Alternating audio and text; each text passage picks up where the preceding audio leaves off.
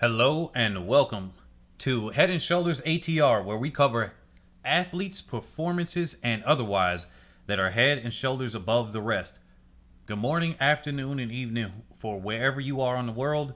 Today we had a small interruption. We kind of went, I don't know what the heck happened. My computer just decided to clunk out and crash right before I wanted to go live. And I think it's trying to update or whatever. So hopefully it doesn't automatically update. You know how Windows forces the system to actually do some things like update in the middle of when you're doing stuff. It doesn't matter. So I've tried to delay it, but I think it's about to update. But anyway, thank you all for joining us today. So I'm trying to get through some of this that's happening now. You might see some slowdown, so bear with me if you are here live with us. But definitely. So I got somebody that asked me to share the Discord. Hold on just a second. Let me see. Where is the Discord link? Yeah, we definitely got to get some more people in the Discord group. So let's see. Eventually, the Discord will be private. For now, it's a public Discord. Certain sections are blocked off unless you're members. We have a few members that are with us. It looks like my Discord is acting up. Anybody that's in the Discord that's watching the chat live, can you create an invite link? Because it looks like the Discord is acting up too. My whole computer just went haywire right before this starts, so bear with me, guys. But anyway, smash the like button, subscribe if you're not subscribed, and definitely, like I said, smash that like button. And then share this video. Let me see if this works. Guys, let me know. Nope, blank screen. Okay, let me know if you can see the screen right now and that you can hear me. Let me see if I'm getting at least that right. I can hear myself on my side, but I want to know if you guys can hear me. So let me see. Here is the link. Why is it hidden? Oh my goodness. Now, there's so many things going wrong right now. But anyway, that's just what happens. That's the Discord link for anybody that's not in the Discord right now. The Discord is always in my, let me see. Actually, maybe it's not here. Oh, the Discord is not in here in this description. Hold on. Let me add that to the video description. I thought I had it in every video description.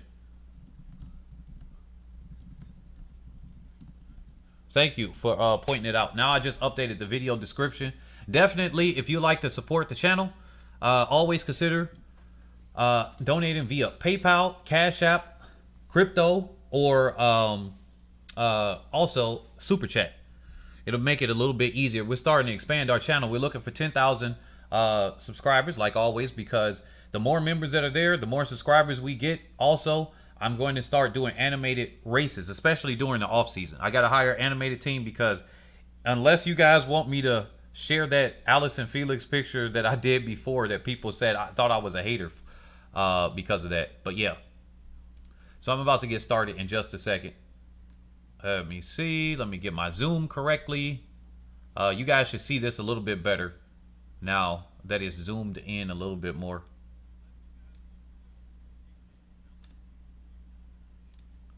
Yeah, okay.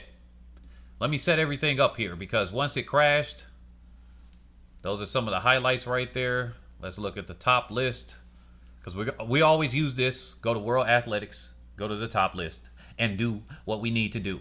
All right, looks like I got everything set up. Thank you guys for joining me today. It's been a little bit off because we had a crash. But yeah, with that being said, let's try to stick on the topics of here. We're going to cover the 200. We're going to do it a little bit out of order just because of how some of the things went. But yeah, so let's start off with the women's hammer. Let's open this in a new tab. Where's the other qualification B right here? All right. So we're going to start off with the women's hammer. Good morning, afternoon, and evening, everybody. It only took us about 3 minutes into the stream to get ourselves officially started. But thank you all for coming out.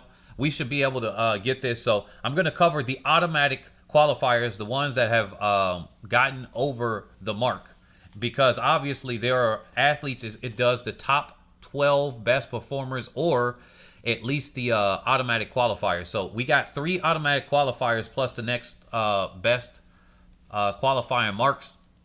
So we got Bigot from France, Kohan from Ukraine, and it looks like Miller, even though I know I said I'm just going to cover those, but Miller and Apak look like they have made it through. And also, you know what? Let me look here. Ninth. We had our world leader. Let's go here for the men's freaking hammer throw. Sorry about that. I gotta check this record right now, and then let me go over to the men's hammer.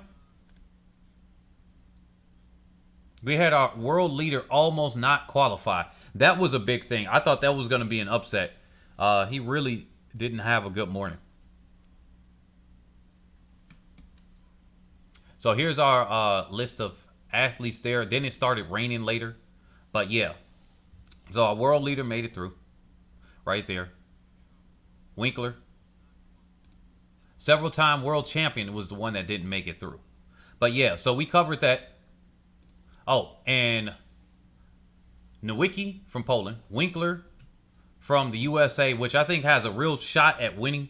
This is going to be a big one for the USA contingency that watches this channel. Keep a lookout for the finals for the hammer throw. And then Henriksen, which set a national record for Norway. What the heck? I am stuttering up. Maybe it's been a long couple of days. But yeah. So if you are here, we got about 24 people and growing. Smash the like button. Let's try to have it at least at 50% participation here. That helps out whether you are donating or not. Thank you. So let's go over the women's round 1. The heats of the 1500.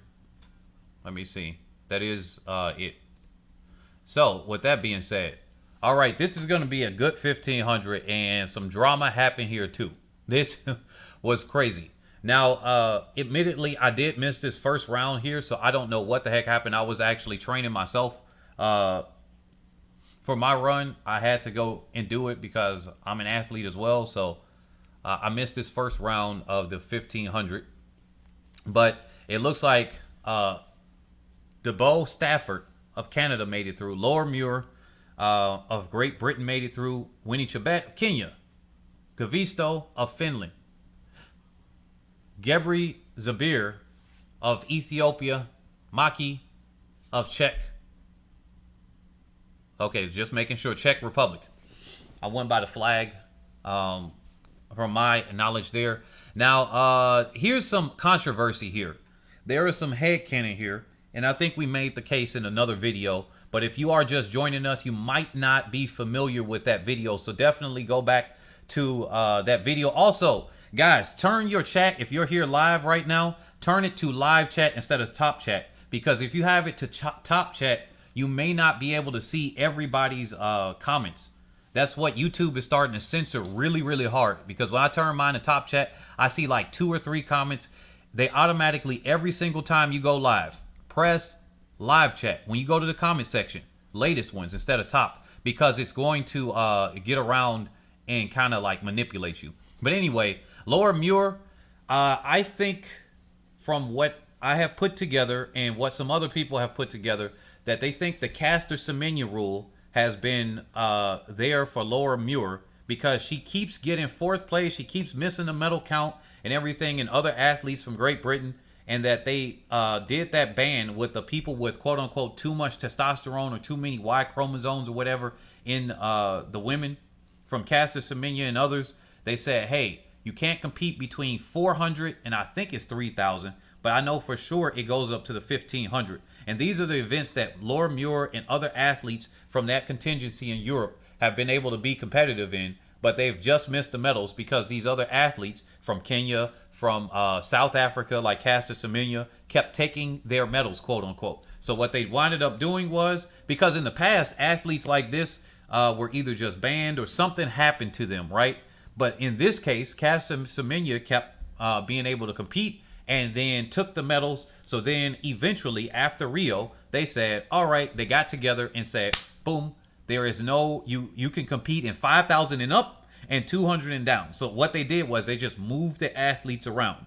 If this is true, that speculation is out there. If that's true, that is quite pathetic on behalf of the organization of that sports athletics organization, and just really just kind of sad. But that's just the politics behind it. Now that hasn't been confirmed, but just looking at the current statistics and some of the facts there, it just looks like it is. Now you guys, let me know if you agree or disagree with that speculation right there.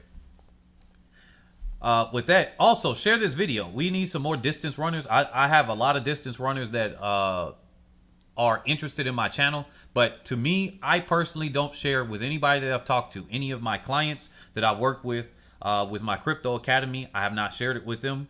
I also have not shared it with anybody that I personally know. So with that being said, with the exception of one of my best friends, with the exception of that, I'm trying to let this grow organically. So if you guys know some distance guys here, get them on the channel.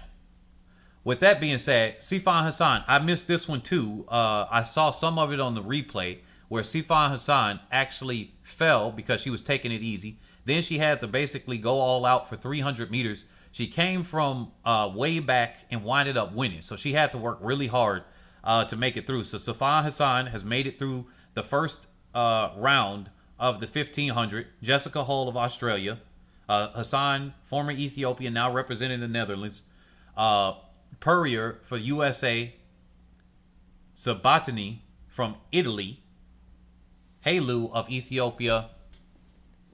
Oh my goodness, I'm not even gonna do that. Diana from Czech Republic. I'm not even gonna try to pronounce that one. Hassan is on fire. Right now, she's unstoppable. I would say that she can go down as one of the greatest athletes of all time if she can pull off this treble in the distance running events, because that is really unheard of. Not kinda, but that is unheard of. The first athlete to ever get the 1500 and 10,000 at the World Championships, and now she has come through with what she's done today. I think everybody can give her some respect for that one, because that in itself is an amazing accomplishment, what she did at the World Championships. I know that a lot of the viewers of my channel are sprint watchers, particularly for Jamaica, but just sprints in general, 400 and down. Maybe they get into the 800. But if you could just give a round of applause for Hassan, oh my goodness, Sifan Hassan, because she is doing something amazing. And yes, she did work with Alberto Salazar, that was her coach, but that's some other stuff. Now, Faith Kipyegon of Kenya won the last one. This is one I did see.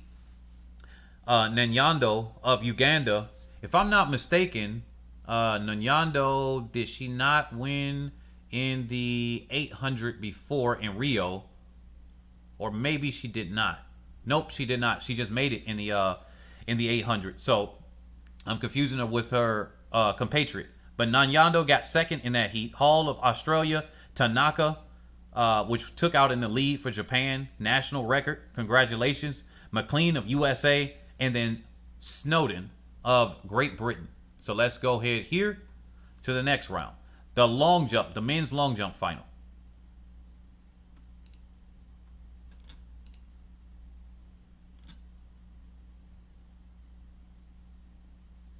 All right, so wait a minute, I might have to actually zoom out on here because it's a little bit too close for me.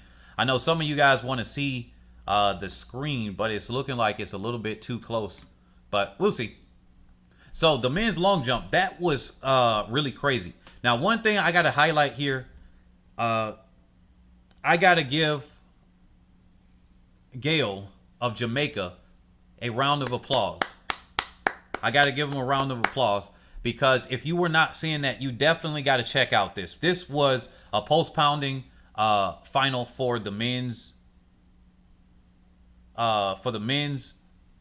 long jump. And the reason being is this. He blew out his knee and he still kept competing. He was trying to make the final round for it, because this was the finals, but then they do like a round one, round two, where they kind of whittle it down a little bit more.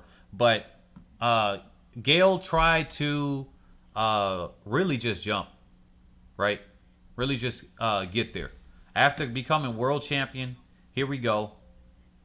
Uh, he winded up finishing 11th. It was not the best, obviously, because he blew out his knee. Barely made it through to the final round with a blown knee. But he said, hey, this is the Olympics. I'm going to go. There are a lot of people that say he should just stop. And I'm like, no, that's what you do. This is the Olympics. You keep fighting until you just can't fight anymore. And he winded up going through. His best jump was 7.69 meters. And my heart really goes out for him. You see it. The long jump, the field events, they are really hard and tough on your body. The long jump and triple jump, horrible on your knees. The high jump on your ankles, a little bit on your knees. Pole vault for different parts of your body. The hammer, the shot put, the javelin. All of these field events are really hard on everybody's body. And that just gives some respect right there. Like, I really admired that Gale kept going through. Now, obviously, that would have made his injury worse. But at this point, he's like, look, this is the Olympics. This comes around once every 4, but in this case, 5 years. So I'm just going to go. Like, there's no guarantee that my knee even recovers after this. So I'm going to do what I can.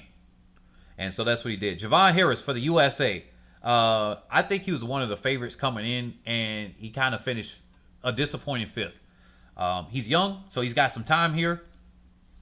This is covering the Jamaican and American contingency on here, so that's why I'm covering these athletes specifically, even though they didn't finish at the top. So he's only 22 years old. He's got some time. He finished 7th in the high jump, 5th in the long jump. I think the last person to do high jump, long jump was in the 1920s for the Olympics. So that's a round of applause right there. I think he's got talent in both. I can't say personally if one of the events took away from the other one. He wound up making it in both. And quite frankly, that right there is some respect there in and of itself. So, let's see. We got 37 people. If we could get some more likes on this video, share this video. We're about to get into the some real big highlights right here too. Okay, and here are your first, second, and third. Starting with third, we got Michael Masso for Cuba. He finished in the bronze medal position.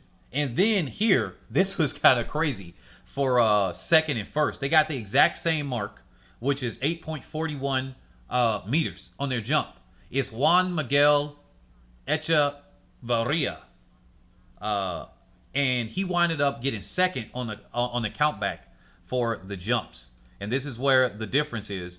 There was a scratch right here earlier, a pass, and then you could just look at the marks. This was the winning mark on the first one, and you just do a count back about who is superior on those. That's what they do as a tiebreaker for the field events. Unlike in the men's high jump yesterday, they both shared the gold because they refused to do a jump off. Me personally, I think I would have done a jump off, but I guess it just depended on how they felt, and they both agreed, and they said, nah, we don't want to do it. We're just going to share the gold.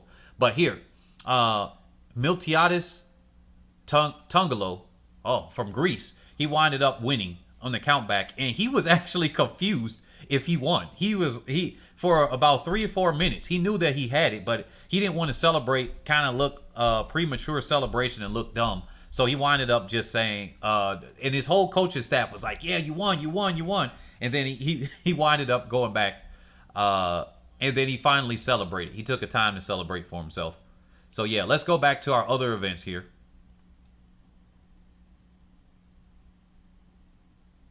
I'm going to skip the women's 200 for a second because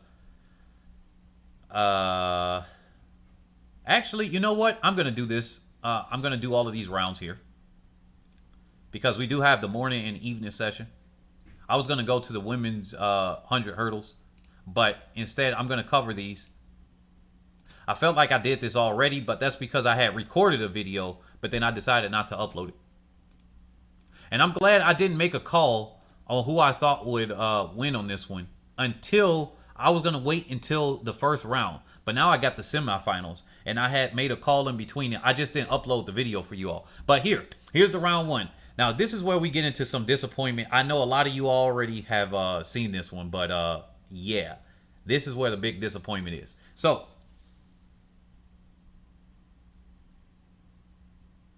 do you guys see the screen? Okay, yeah, I'm seeing it on my on this recording here, and it's looking kind of wacky. But anyway, Yeah. So here's Talu. She did what she needed to do. She qualified. She won her heat. Shanae Miller-Uibo got second. Nwakocha of Nigeria with a personal best got in third. So that's the Nigerian contingency. Nothing spectacular here. People thought Talu was working too hard on this one, and I'm just like, nah, she just kind of goes out and she does what she does. I know Talu doesn't like to lose. So what she does is, if she can, she will win her heat and her final. That's what she just kind of does. She wants to fight to win in each one. She's not the athlete to go out there and doesn't do it. And people think that she's working too hard, but I mean, I think it's just probably her height and how she runs, particularly how her arm action looks. But I don't think she particularly works too hard on those things. Just from watching so many of her races, I can tell that wasn't. Then here's Fraser-Pryce. She was actually controlling the race. She didn't take any chances or anything like that. Masingli or Masingi, Lingi. What the heck? Beatrice. Man, I don't know why I can't say her name right now. I said it earlier, but from Namibia, winded up making it through after they banned her and the other athlete. That was kind of sad that they did that once again. But you can kind of tell they start off too slow to win in the 100, but their natural running ability, they both start off real slow, and then it's like a slow booster. They kind of remind me of Fambule, except Fambule is trained and they really look like they're untrained. Their form is all over the place and they're just out there running. So, and then Shippers, she gets in third. So those are the automatic qualifiers for that one. And then here, Kambunji. She got a national record with a 22:26. Man, Kambunji, she's going to be looking well. And on one of my previous videos, somebody caught it in the comment section. They knew what I meant. I said Sweden by accident, but I actually meant Switzerland is probably going to have a good chance at the women's 4x1 because they got two athletes that just went. One, Kambunji set the national record, and then her teammate then improved upon that, but with more wind assistance, actually.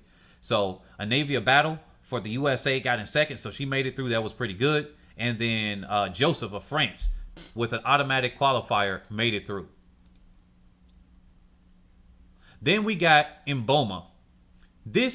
She got the U20 world record. Can we just give a moment to realize that she's got the U20 world record with this one?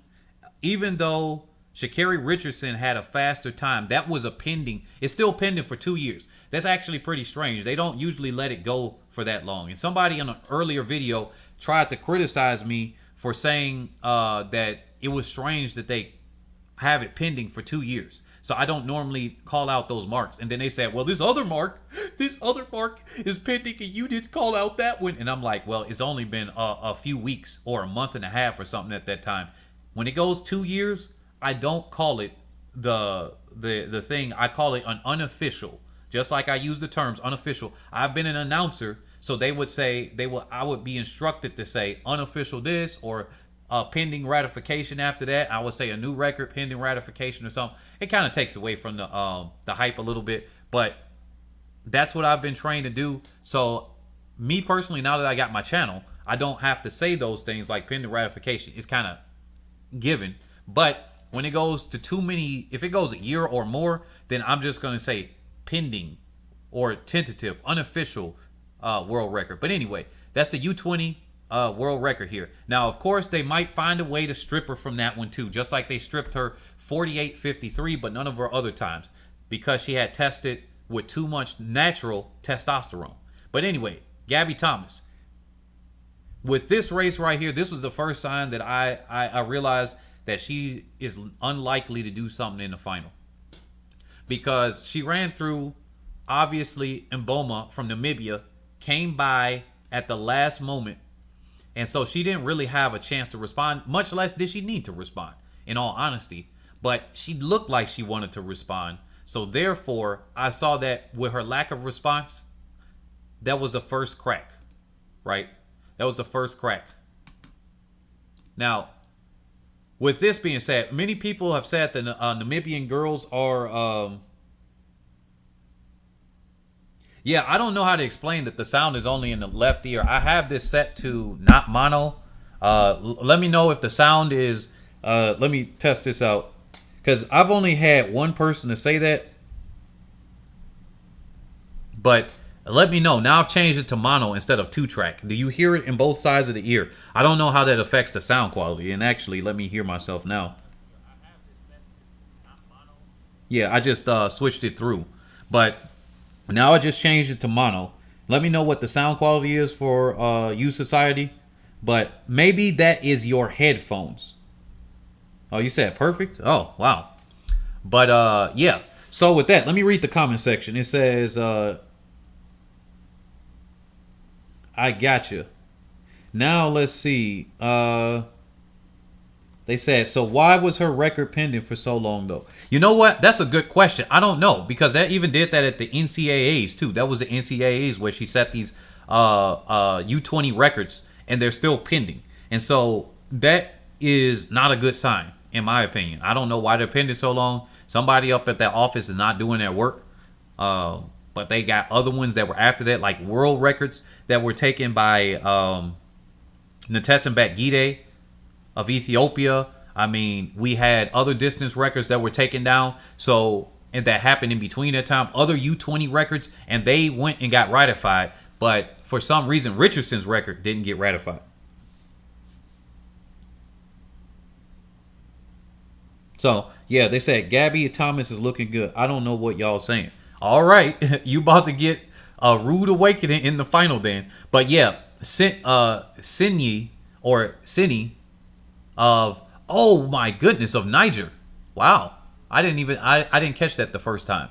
I had to make sure and double check off of the flag because I want to hover over them just to make sure. She winded up making it through. But yeah, I don't see I don't see it. But yeah. Here we go. This was, man, I actually went to sleep. I was so mad. I literally was mad for the next hour. It just pissed because of this. This had to be, and I'm going to make a separate video on this though. But I'm going to glaze over it right now. We had some people that were, I don't know, making somewhat of excuses. We got about 80 people here. If we could get the likes up, if you're here, definitely get the likes up to about 25 to 30. That will help. That is a free contribution. Otherwise, can you super chat if you would like to, donate via PayPal or Cash App, and definitely get the likes up and share with other people. But this right here with Shericka Jackson, man, this gotta be one of the, this is like Ross in the 400 for the Americans. Ross literally, and they called him in an interview right after, and he was just, I'm gonna catch that, and I'm gonna use that as a sound effect in the future. When I talk about some things, it was performance. That's what that was. I literally saw it. I was like, okay, she's coming out last off of the curve. Basically, it's like she's doing her best to just not win, doing her best to like. Y'all know, for the athletes out there, especially the distance athletes. Do y'all know how hard it is to run slow?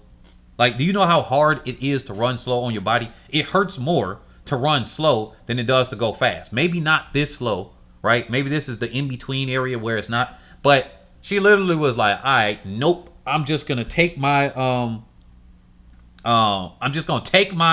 sweet ass time. And then I'm just going to not lean at the line. I'm going to look to the left. That's what she did. She looked to the left at the clock instead of looking to her right. She was in lane 3. Here's the start list right here.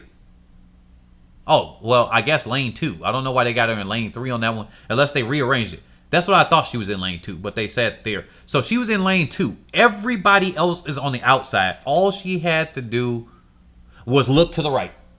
That's all she had to do. Look to the right. And she kind of did it, but with about 40 meters to go, the two other athletes stormed up on her.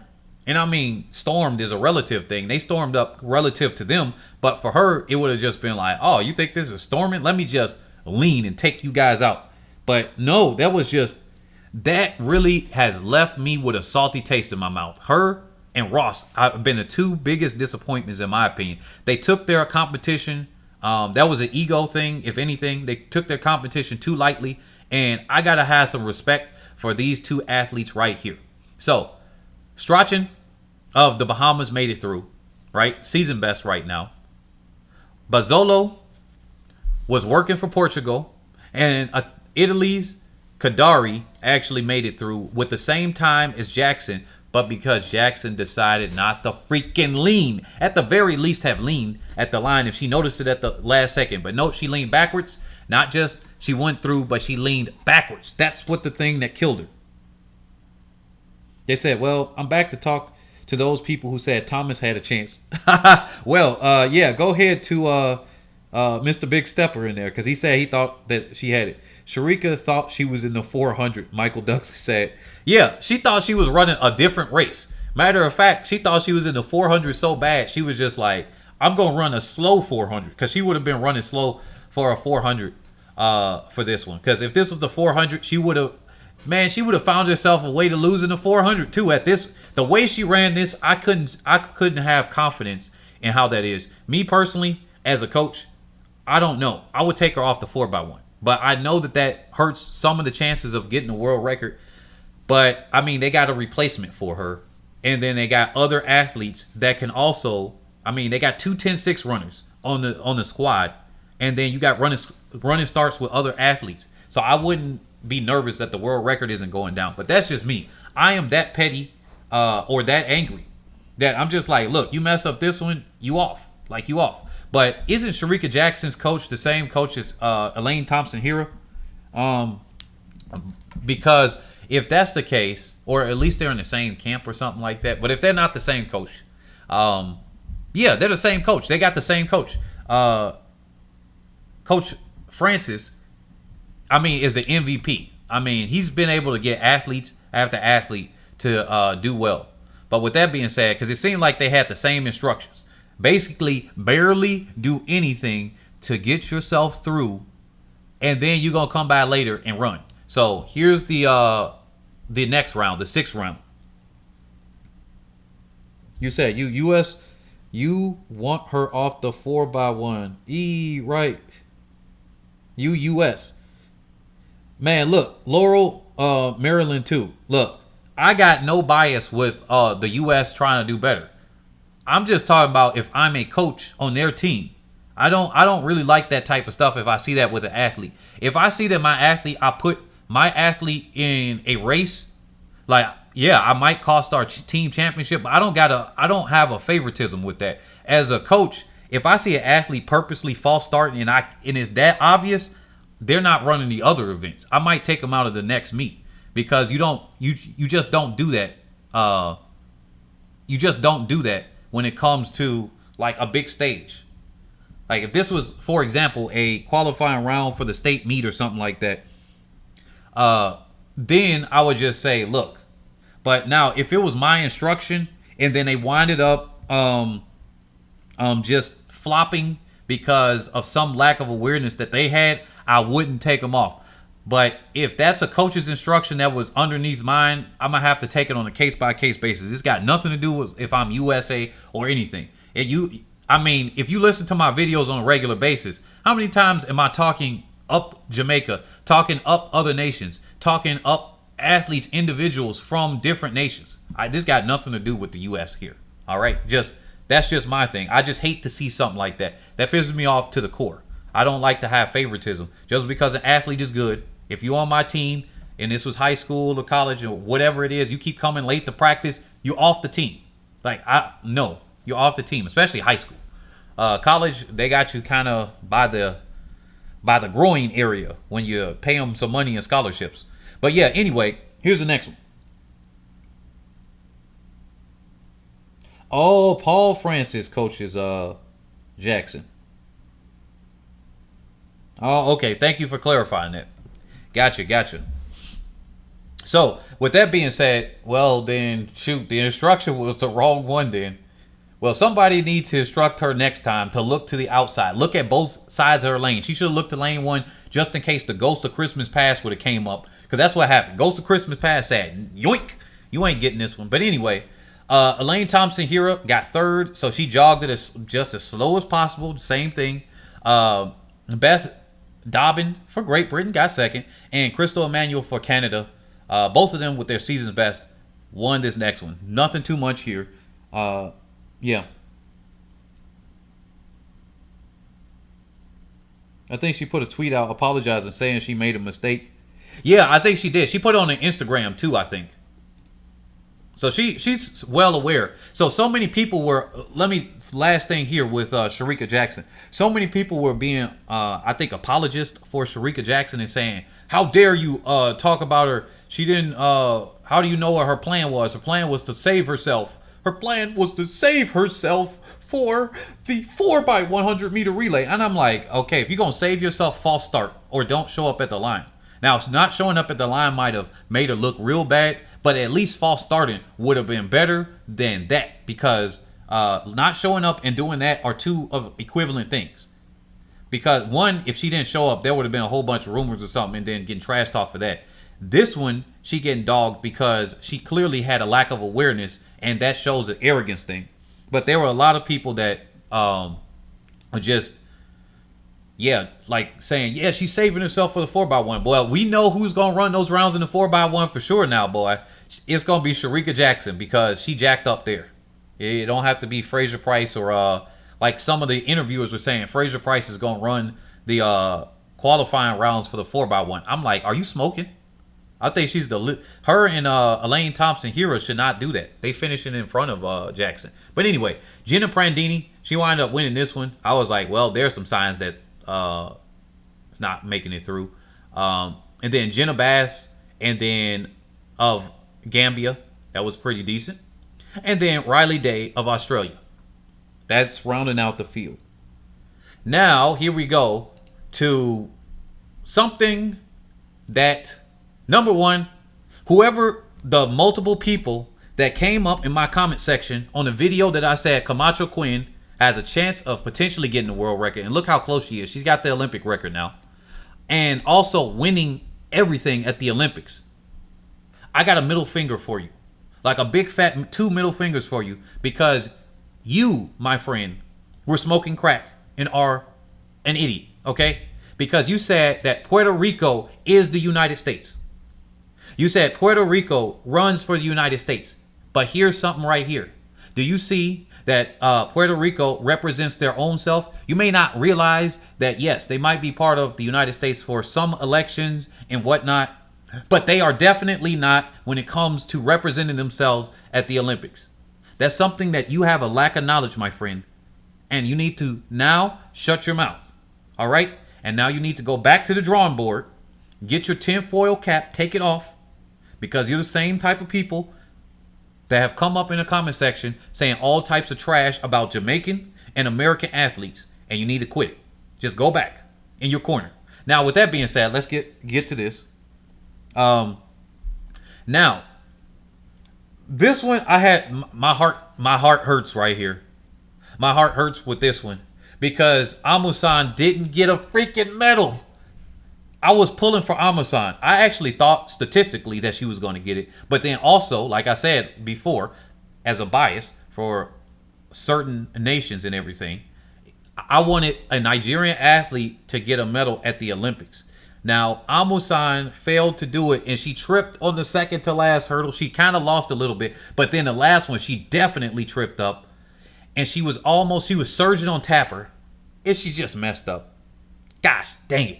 But anyway, good news is Megan Tapper for Jamaica, she winded up getting the bronze. So congratulations to the Jamaican supporters that were able to call that one out. I did not see that one happening at all. I did not think she had even a chance of getting a medal, but there she is. So I got to give you all that one.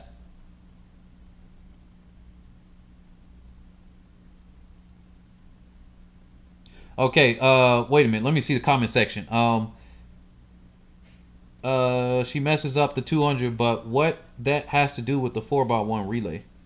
They said rude boy. Laurel said, brother, I watched all your videos and I know you love Team Jamaica and you don't trash talk Jamaican athletes like Otto Bolton.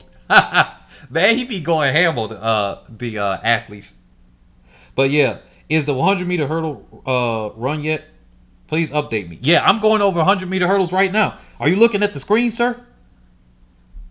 The 100-meter hurdles is on the screen. You must be a little bit farther back in the in the stream right now. But anyway, we got over 120 watchers right now. We should have 60 likes. Can we get this video up to 60 likes? Then I'm going to cover the second half. I'm going to finish this off, but can we get this up to 60 likes? Once again, before I finish this off, if you would like to support the channel, here's the Discord link. Oh, that's not the Discord link, but definitely if you would like to support the channel, join us on Discord, but definitely super chat, donate via PayPal, Cash App, or crypto if you like. And I just dropped those links there for all of those. Let me plug my computer back in because it's about to die, my laptop, and I'm about to share the Discord link. But definitely join us in the Discord because yeah, we've been getting it down in the Discord. We talk about all types of things. Right now it is a free and public Discord. Eventually it will have a paywall behind it. Certain sections do for our members. We have a few members that would like to support our animation that we're going to have for race animation. So if you like to see that in the future, definitely there. But here is the Discord link. I just dropped it in the link. But yeah, let me continue here. But definitely get our likes up to about 60 likes.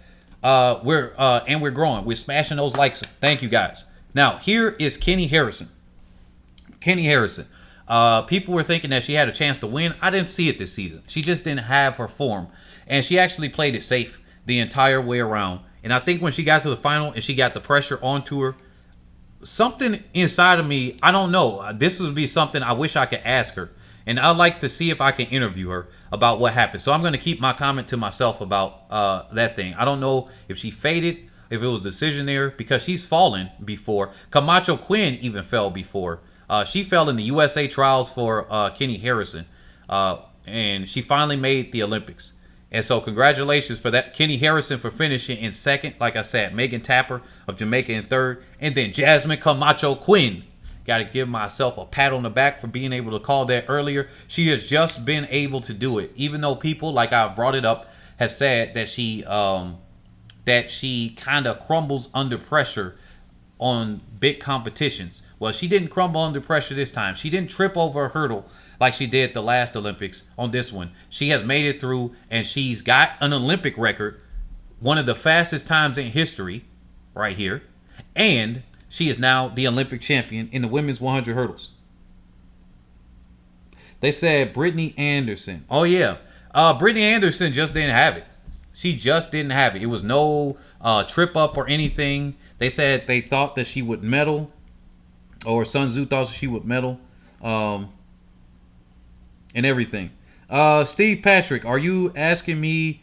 He said, "Where in Europe are you? Are you saying, am I in Europe, or another or another commenter in the comment section?"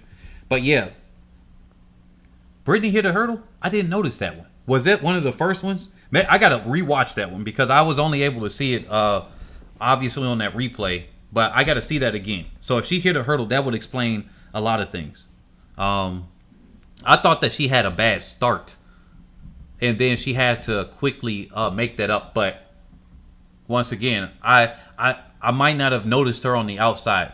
I just remember Amusan messing up toward the end. That's what I can remember. And then Harrison kind of doing what she did. I can't tell if she eased up or she died. It was one of the other ones. Oh, dang, 2? Wow. Otto's best athlete is Jamaican Brianna Williams. Can't believe he trash talks Jamaican athletes. Well, I don't know if he trash talks them, because some people kind of use these terms about you're trash talking somebody or something like that. He may hold athletes to a high standard. I'll put it like that, because Otto Bolton goes ham on everybody. It's not anything specific to Jamaicans. Let me rephrase that before we do that. He goes ham on everybody that's not there. Matter of fact, he went ham on an American athlete, and I was just like, yep, exactly. He was just like, why can't he perform? He was really angry. He was really angry, and you could tell he was holding back his anger, because he's just like, okay, this athlete can't do that. Why? And because Otto Bolton came up in a time where these athletes would run way more races than they do now, because it wasn't social media. So you had to make your money through literal racing. Now you can race a little bit less, rest yourself up a little bit more, and then use social media to make money. But he went ham on this American athlete. And so it's not just that. All right. So now we going through to the next rounds. Let's go to the women's pole vault. Let's see.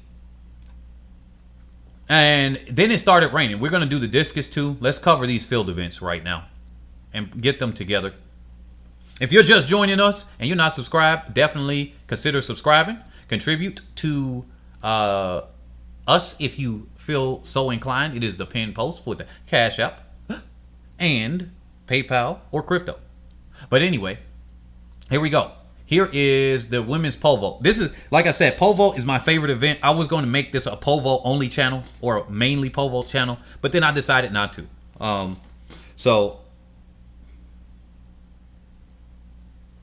Society said, I don't think he trash talks them. I think we need to be a little more mature and less tribal when analyzing track and field. Yeah, I 100% agree. Otto's mother is Jamaican. He's not being shady. Thank you. Exactly. So I did not know that. I didn't know Otto's mother was a Jamaican. So yeah, I think let me just do this real quick. There's a lot of people that kind of get in their feelings, or they try to turn things left and right with stuff. I mean, look, I understand tribalism, and when it's tribalism, it doesn't mean the pejorative one. It means like, hey, this is my group of people. It's AKA nationalism. But it could be your family versus the other family. So when the other family says something that is actually accurate in a constructive criticism, you say they're hating, quote unquote, because they're doing a constructive criticism. There's been some people in my comment section that said things to me, and because I'm doing things a little bit more entertaining, so I'll say some things that are, a little bit hyperbole, like you smoking a crack pipe, because obviously it's a little bit funny or whatever. But like, hey, other than that, like, this is the kind of entertainment. I'm a YouTube person, so I'm gonna be a little bit entertaining. We're gonna do that. But I saw them and they criticized it, and some of them I just said, okay, right. Like one of the comments I said, okay, right, because they said something about I need to do my research, and then I'm just like, I could have just said, well, I'm only one person, I can do this. Okay, right. That's what I said. So sometimes we just got to take constructive criticism, all of us. But with that being said, women's pole vault. So it was 470 or the 12 best performers to qualify. Now, nobody got the 470 mark. And there were a whole host of people that got 4.55. So quite honestly, it's going to go on the... Wait a minute. Okay, it's going to go on the count back. And right now, I don't know what this one is. I'm actually going to have to see the next round for when the pole vault finals are. Give me just a second to see who just made it through. And what ended up happening is the American, where is she at? Sandy Morse. She winded up getting injured. Her pole snapped and something happened with within her groin area or something like that. She went up to her second to last attempt, and I know that injury. And I'm just like, I can't remember the name, but I'm just like, oh my goodness. But once her pole snapped, yeah. And I just got to give out a shout out to Sandy Morrison, because guess what? She is one of our top pole vaulters. You know what? I got to get her to come here. Because I thought she was familiar. I forgot. She was born near me. That means she either went to Downers Grove North or Downers Grove South, and she was in my conference in high school. So I did recognize her. I thought I recognized her for a different reason. And she's an Illinois athlete, got second at Rio Olympics. So I definitely got to get her here because she's from my neck of the woods. And I really want to get her on this on the channel. Because especially I love pole vault. I know some of you guys may not care for it. Pole vault is my favorite event. It is one heck of an event. Where you got to turn yourself upside down. Not everybody can do that, and it takes a lot of athleticism. So if I get Sandy Morris on here, that will be fantastic. But she is a little bit hurt here. So I got to look at that conference now. Wow, how did I miss that one? But yeah, here we go. I'm gonna skip these right now. Let me see. When is the women's pole vault final? Pole vault, men's pole vault, which means it's the next day. They get 2 days rest.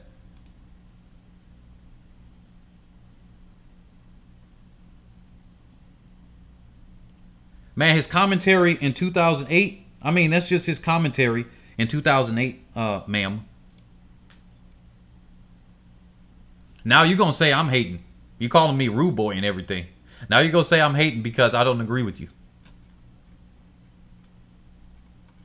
Look, I don't have to necessarily agree with Down and Otto. Now he does come on Jamaica. I can agree with that part, but he also comes on other people. That's the thing. It's not specifically Jamaicans.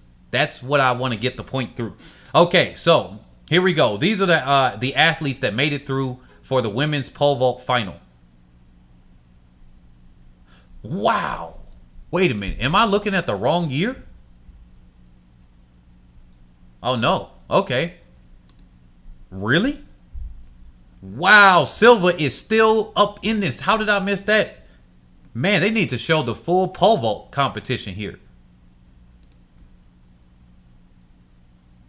Okay, so Silva winded up making it at the age of 34.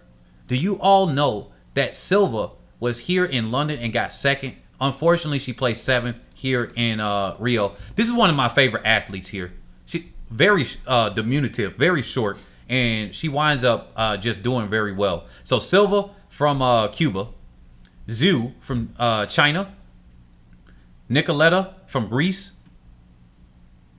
Robles from Venezuela, Irania for Belarus, and then we have another athlete from Greece, Stefanidi. Then we got Newell from Canada. I think, wasn't that one of the collegiate athletes? Okay, ROC. Is this one of the athletes that represents Russia, even though they're banned, and then they are like on there? Can somebody tell me that one? Because I'm a little bit confused right there. They said why they judge people based on their age. I don't know what world you live in, but age has a big factor. I mean, it's laws that go around age. Athletes that are typically older typically don't do well as well. But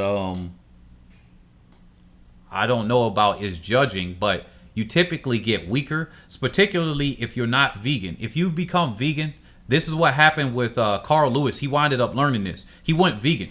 For the people that don't know, he went vegan to stop himself from slowing down in the 100. And then when he transitioned back to the long jump, he had worked with a doctor named Dr. McDougall, which changed the food pyramid to a food plate in the U.S. So he has a lot of influence and power, and he's massaging the brains of the people here. But a lot of people think, and they trash talk being vegan, but they found out scientifically humans don't need to eat animals. And so what's happening is like if you were a cannibal, you would go insane. But when you eat meat, your body can't tell the difference between the meat DNA or whatever and your own body. So it goes and you go and have problems more slowly than if you eat human meat versus if you eat an animal's meat, which is closely related, but not exactly.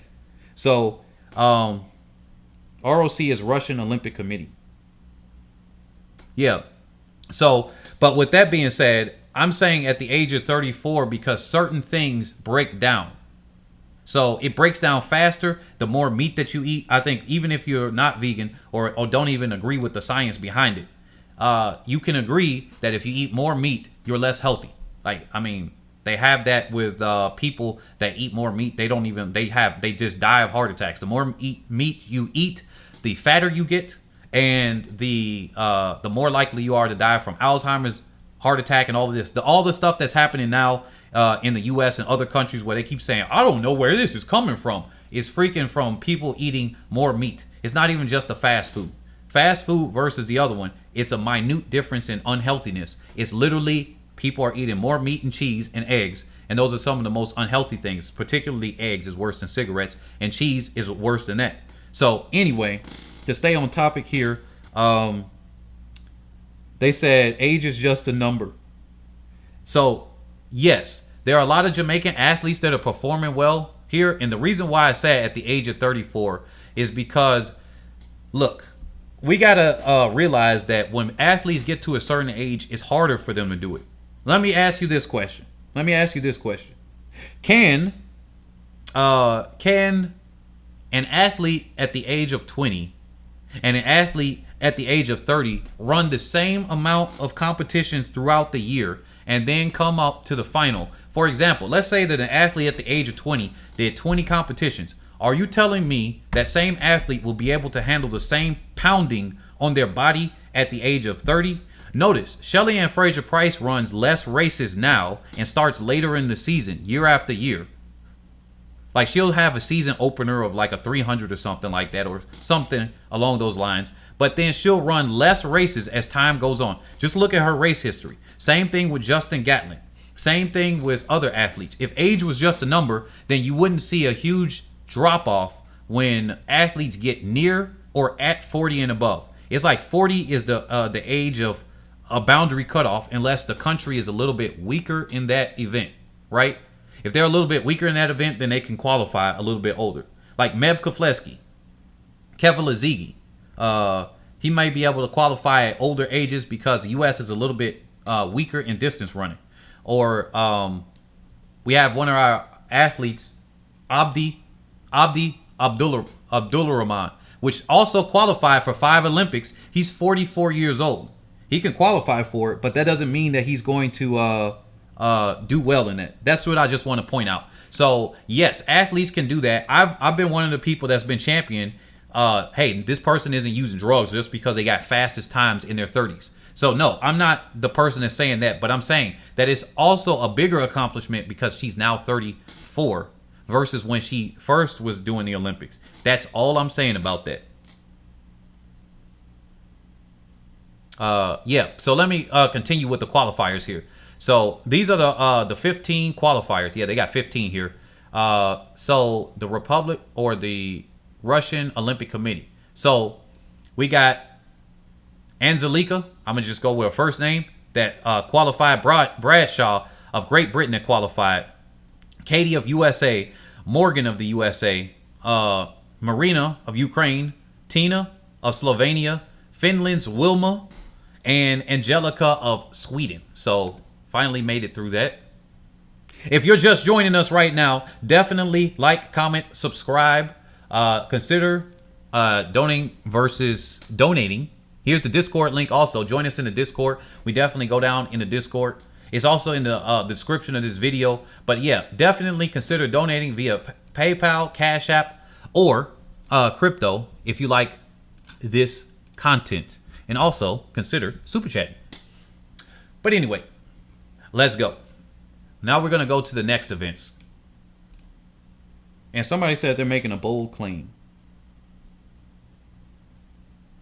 Tad Wilbo, call me and say, but I'm going to go with the bold claim that Shelly will win the 200 final edge in the lane at the line. World record will go down. I'm backing both of them for gold and silver once the medal is coming to Jamaica. I don't care first or second.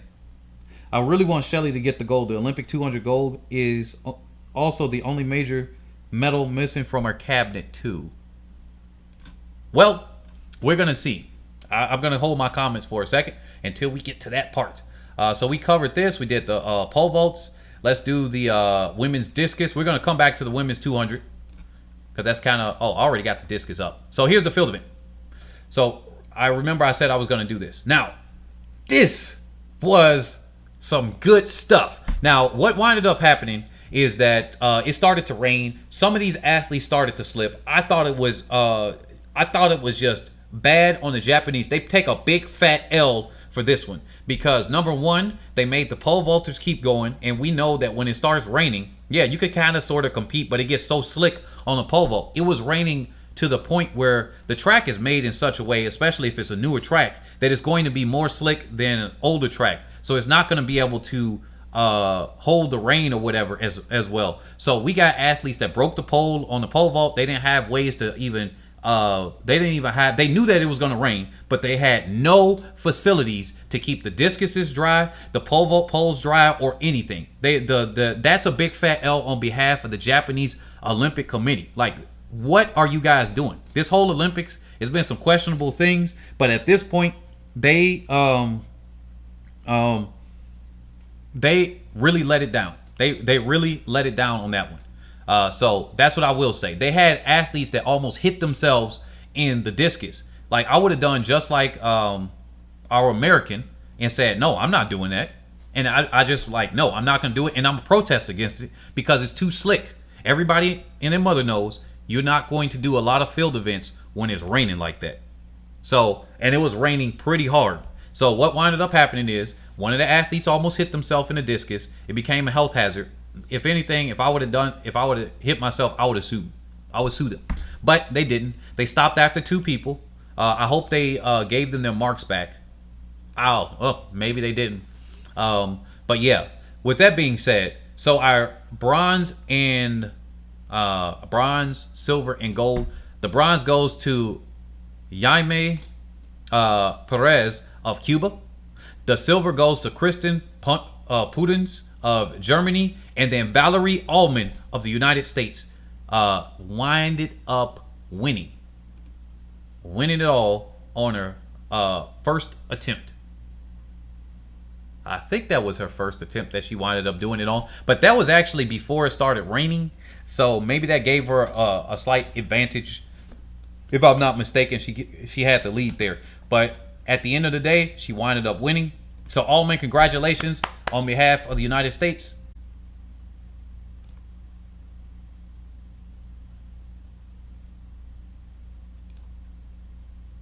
All right, it looks like we are connected, I think. All right, I think we're here. Let me know if you guys can hear me.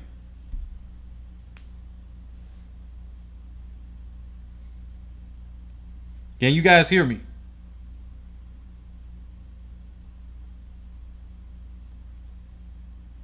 Okay. Well, it looks like we lost half the people just because the internet went out for a second. Wow, these people just go. They're like, man, it goes out for like 1 or 2 minutes. We're out. Out. Or maybe they thought it was something else. Hey, guys, look at the comment section or the chat sometimes. Yeah, somebody said pay your bill.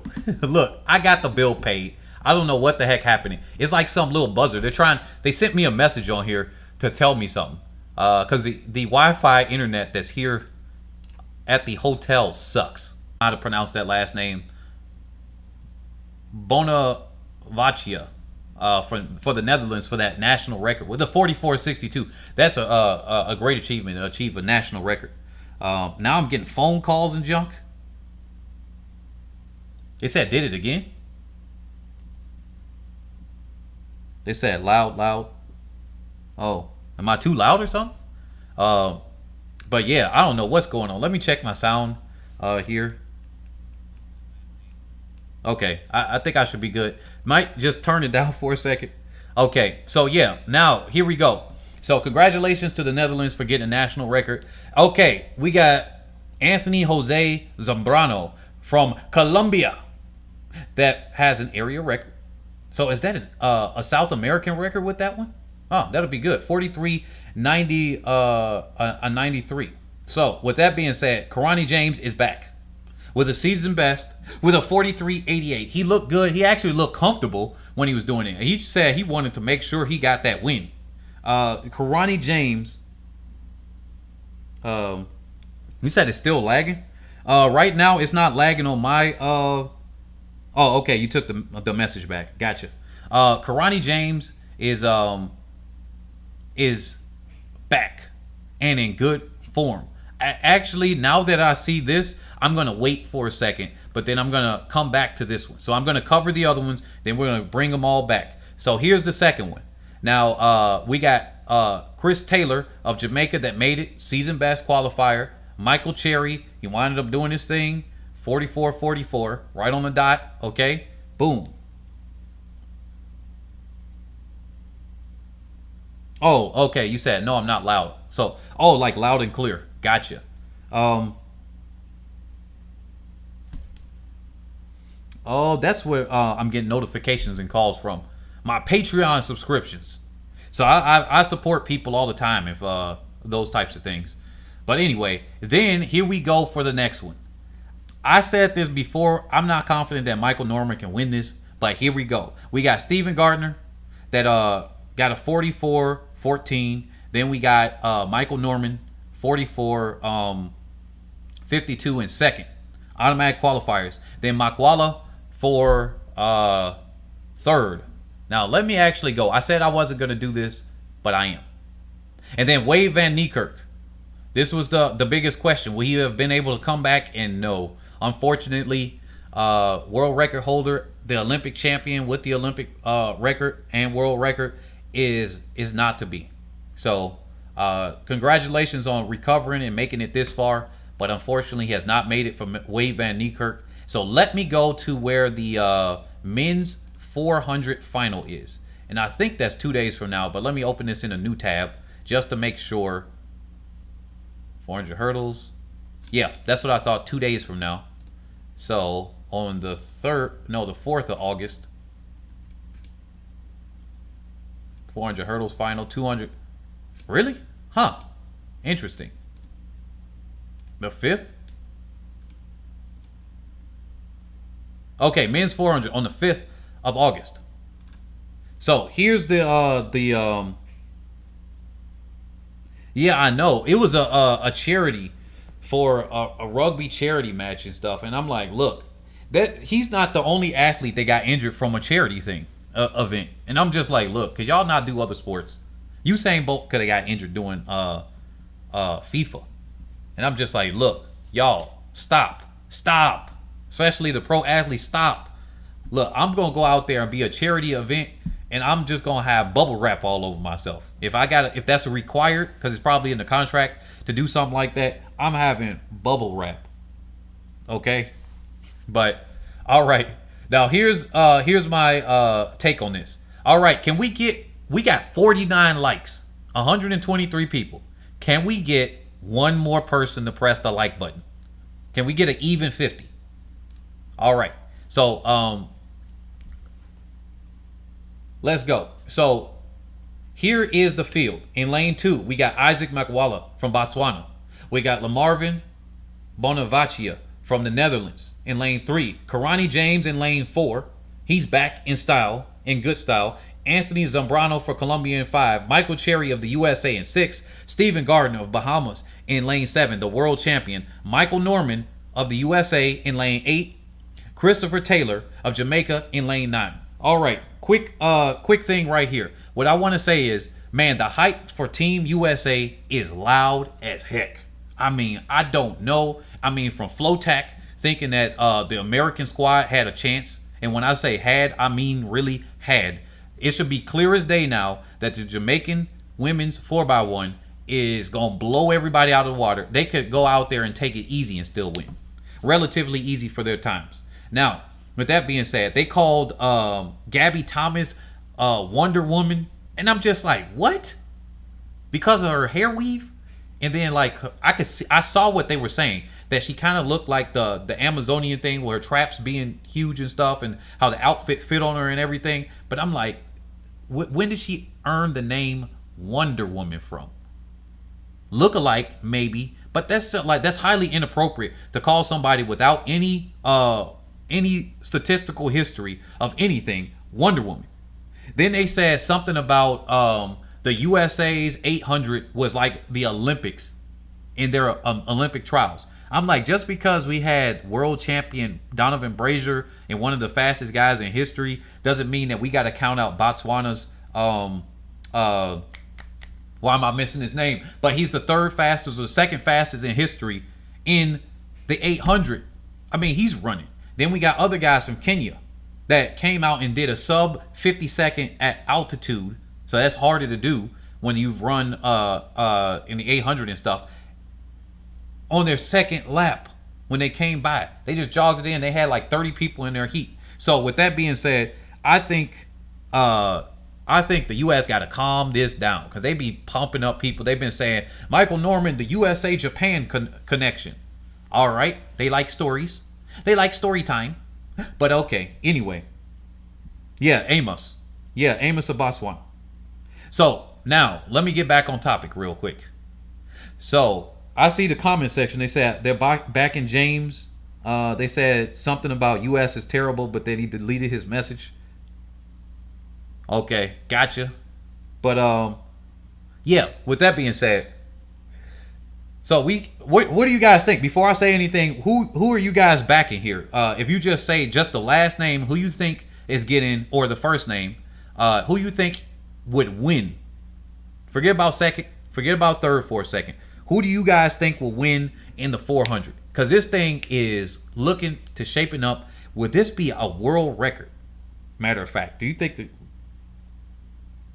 the U.S. are like the Jamaican men this year? Terrible. Oh, okay, that's what you said. Yeah, yeah, it is. The U.S. is taking some L's.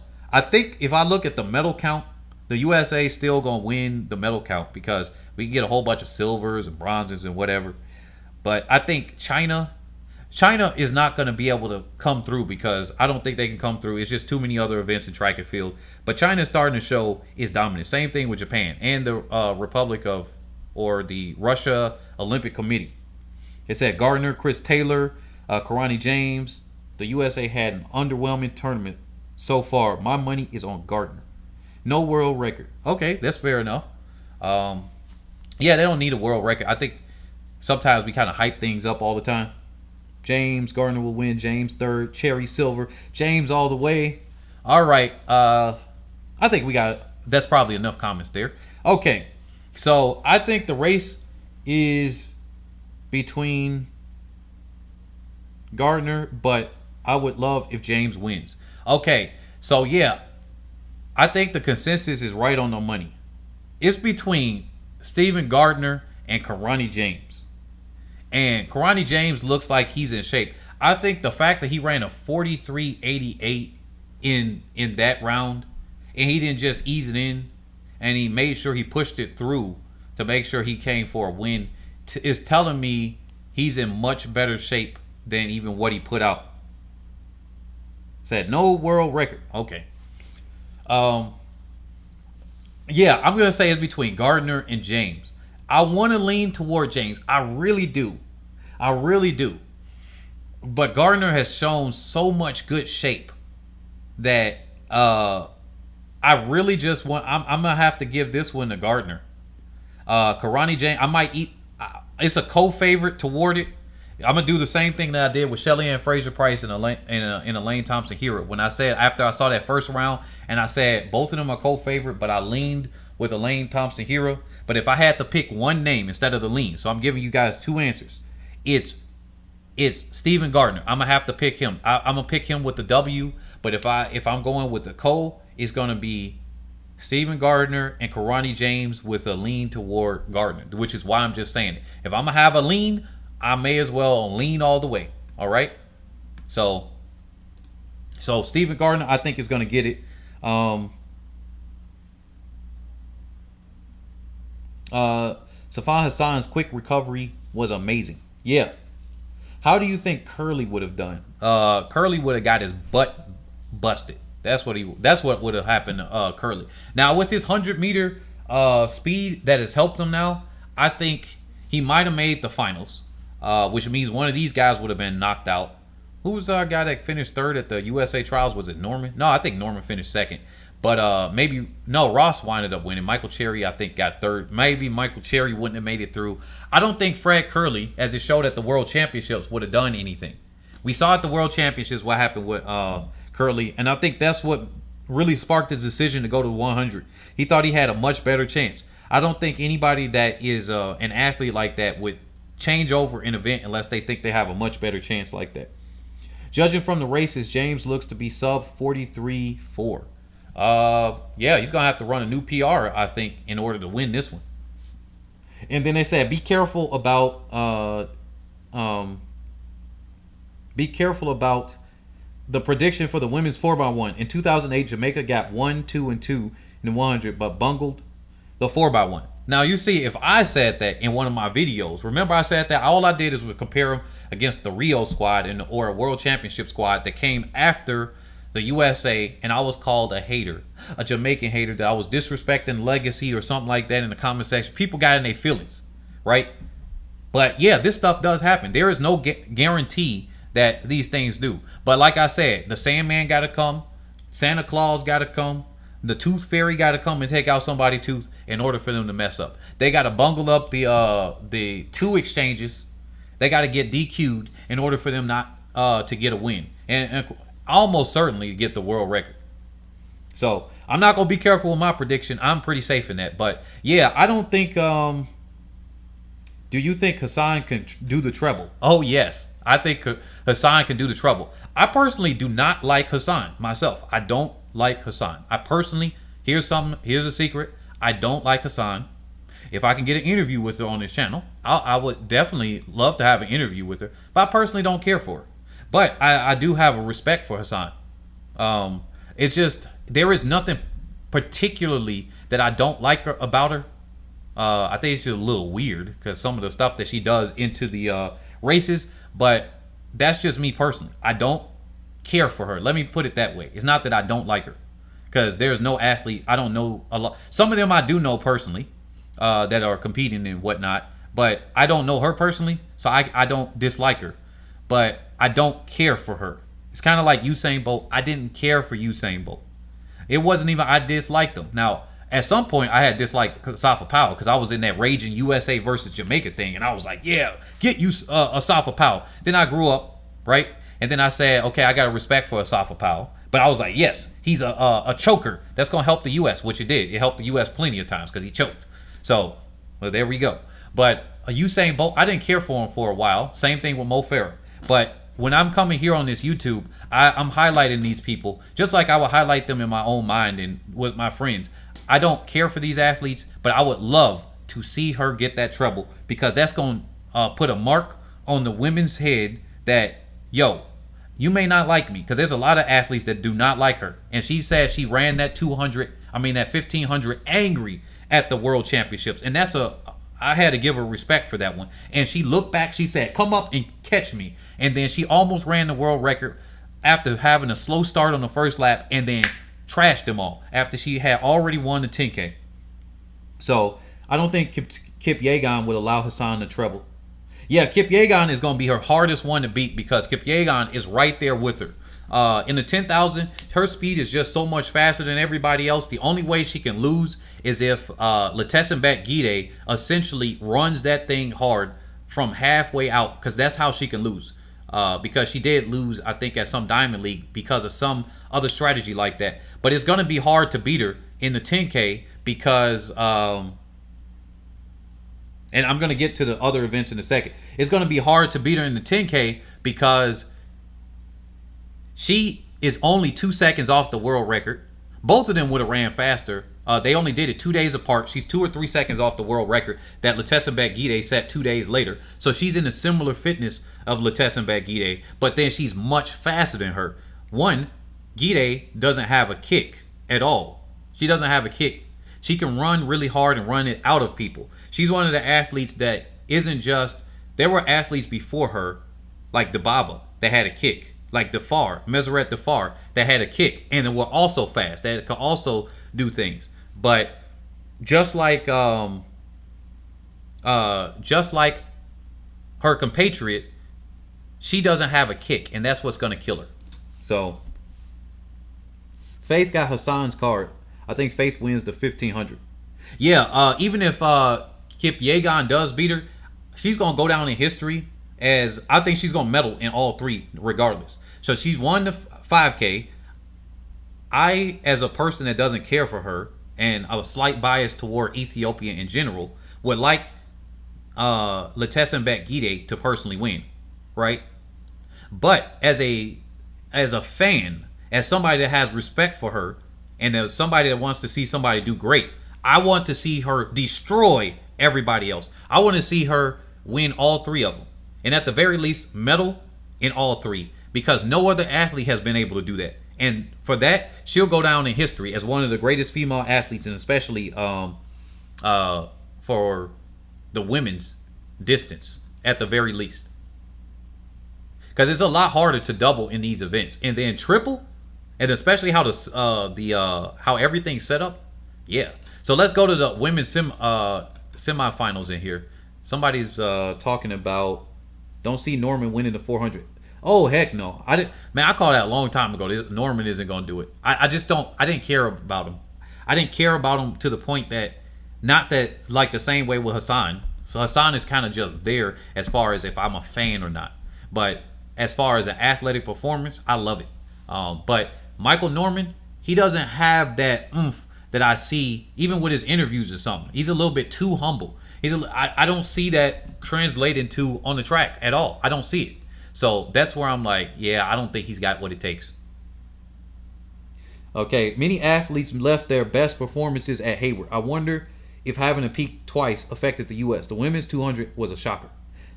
Agreed. None of the fast finishing U.S. team produced even with her fresh legs. Chris Taylor is one for the big events. You know what? I will hope you good, Chris. Standard procedure. Kipyegon is great and beautiful form, so I completely agree with you. Okay, I'm just catching up on some of these comments now. The Eugene track lied to the U.S. team. Okay, man. No, it's not the track. It's not the track. Let's just cut this out real quick. Yes, it's a new track. It's probably very fast, right? Okay. Here's the thing. Even with the old track, because this was the first year, so maybe I can give you some credence with that. But guess what? The U.S. squad on different tracks has been running pretty fast, right? There have been other athletes that are still performing this year, right? So it's not the Eugene track lied to them. It's that some people at the Olympic trials, I have seen this in other things. Just like, for example, I don't know if you all know this, but the Japanese get an automatic bid to the Olympics if they place in the top 10 in the distance events. If they place in the top 10 at the World Championships in the distance events, that includes the marathon, that includes the 10K, the 5K, the 1500. If they place in the top 10, that's why a lot of times you see the Japanese go out in the lead, because it's not just, okay, they're trying to do the pace, they're running something. They will try to qualify for the next championship, and then they get to the next championship and they might not do that well. I've seen the UK where they're qualifiers because they do have a selection process. But then those athletes would perform very, very well at their trials, and then they come and flop at the Olympics. This happens all the time. It has nothing to do with the U.S. The U.S. is just a huge nation with a big highlight, and it performs year after year. It's not that the Eugene track lied to them. It's that a lot of athletes put a lot more pressure on themselves to make the team than to make the team and do well at the Olympics. Because think about this. I'm an Olympian. You can't take that away from me. Right? Making an Olympic final, that's a different shade of I made the Olympics than the other one. To the common person, if you tell them I made the Olympic final or I'm an Olympian, to them it's the exact same thing. It's not that much of a difference. Okay, King Knight, you one of those people. I would like you to call in. Like you said, the U.S. always tend to run faster at the trials than they do at the Olympics. That is factually incorrect. That is factually incorrect. No. Tell me exactly and break it down race by race. Drop the link if you do. Matter of fact, I think we got evidence right here. Let's go here. Pick the year. Tell me. Did Tyson Gay run faster in 2009 at the World Championships or at the USA Trials? Did Justin Gatlin run faster at the USA Trials, or did he run faster at the championships at virtually every World Championships or Olympics that he made? Do I have to break this down by person? Do I have to break it down by event? Did we have athletes that ran? Jeremy Warner, did he run faster at, and I don't even have to pick the top athletes. Do I got to go down to Lauren Williams? Well, she was technically a top athlete. Bianca Knight. Do I got to go through all of these? I don't want to sidetrack it too much, but I want you, if you can, take the next day or so or a couple of hours. Can you put it together? Because I would do this. I'll do it myself. If you agree to doing it, I'll do it myself. I'll put my money where my mouth is. The U.S. does not tend to run faster at the trials than they do at the Olympics. That's factually incorrect. All across the board. It's people that choke, and this because they're so much of a big name, they'll get a highlight, and then everybody assumes everybody else did. But there isn't, other than this Olympics, with athletes choking, doing dumb decisions, like Ross didn't take his opponent's seriously. That's not him doing worse. That's actually just him not taking his performances seriously. But in a few years, when people forget they're going to say, oh yeah, Ross. Because when I look back in the past, unless I see the actual race, I might not know the context of it. So when I look on paper, you'll see athletes time and time again. You'll say his time was so bad. And then somebody will say, see, look at Ross. Look at Ross in the Olympics or two. And then they'll forget that all he did was he didn't take his opponent seriously. He admitted it in the interview right after. So the U.S. does not always, what you said, or even most of the time, run faster at the Olympic trials in Eugene, or when it used to be, where was it, in Florida or somewhere? Where did the USA trials used to be? Now, I'm not that old to even remember, but I did go back and look at those and realize that it was in a different location. So, no, that's incorrect. So, with that being said, let me get back on topic here, because there's some people that may not like that I just said that. Now, here's the 400 hurdles women. We got Dalilah Muhammad here. Oh yeah, and don't forget to change the chat to live chat if you're just joining us. If you have it, YouTube likes to censor. So change your chat if you're in the chat room to live chat instead of top chat. Top chat censors out things, especially when people start saying the same comments, because sometimes I say, hey, type in one. Oh yeah, Indianapolis, yes, because the headquarters of USA Track and Field is in Indianapolis. You are correct, Fireheart. So here's Dalilah Muhammad. She made it through. It was raining at the time, and so she ran through. She would have probably hit a 52 mid, and then she just literally started walking. After she got over the last hurdle, she basically just started walking through. And then we got Russell from Jamaica that made it through, a national record for Pauline of Belgium. So that's good. That's good. Dalilah Muhammad looked real good. Man, they start hyping up the U.S. media kisses the boot of Sydney McLaughlin. It took, I mean, even when Muhammad broke the world record on McLaughlin's head twice, it took until this year, even though she was the Rio champion. Muhammad was a Rio Olympics champion, because McLaughlin is young, because, you know, we love ourselves some young people in the U.S. media, right? When it comes to the sports, they have been like, yeah, she's the best. She's the best. I'm like, okay, come on. Uh-oh, room service is about to knock on my door in the hotel. Uh-oh. But, yeah, so Sydney McLaughlin is great. But I got to give respect where respect is due. Muhammad is one of the best 400 hurdlers that the U.S. has ever produced. I got to give her that. She's run 52 more times than other athletes. Now, Sydney McLaughlin is probably going to start breaking that trend because of how many times she's done it so far at her age. But the top times, most of them are Muhammad. So, yeah, McLaughlin won this one. She looked pretty smooth, except she messed up again on the same freaking hurdle again. Benjamin, Steve Francis is the greatest female Olympic coach of all time. Yeah, I gotta agree. Francis is man. But yeah, Sydney McLaughlin, she went through. She messed up on the second to last hurdle and last hurdle again. That's where she got to work on. Muhammad didn't mess up any hurdles. Any of them. Even with the rain and everything, she didn't mess up any hurdles. That just shows the superior technique is set in Muhammad's body and is not yet set in McLaughlin. Yeah, she was taking it easy. She had to, she stutter stepped to make sure she stayed on the same leg.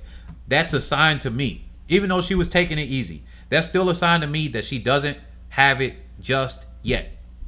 Gianna Woodruff, national record for Panama, I think this is. Yeah, Panama. And then Anna Rizikova, she winded up making it through by the hair of a chinny chin chin on a time qualifier, if I am not mistaken.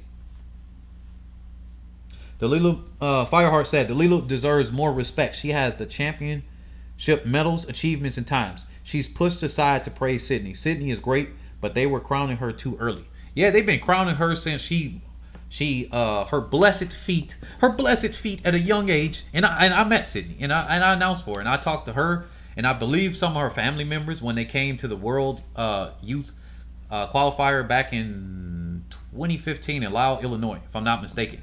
And that's nothing against Sydney. Don't get me wrong here. There's nothing against Sydney. That's just the media blessing her, okay? And she got a huge contract. Did y'all see how much money she getting paid? More than a lot of other athletes in the past. Usain Bolt really opened the door for athletes to get paid more, just like Michael Jordan did with the NBA. So here, Femke Bol, I do agree. There was a comment here.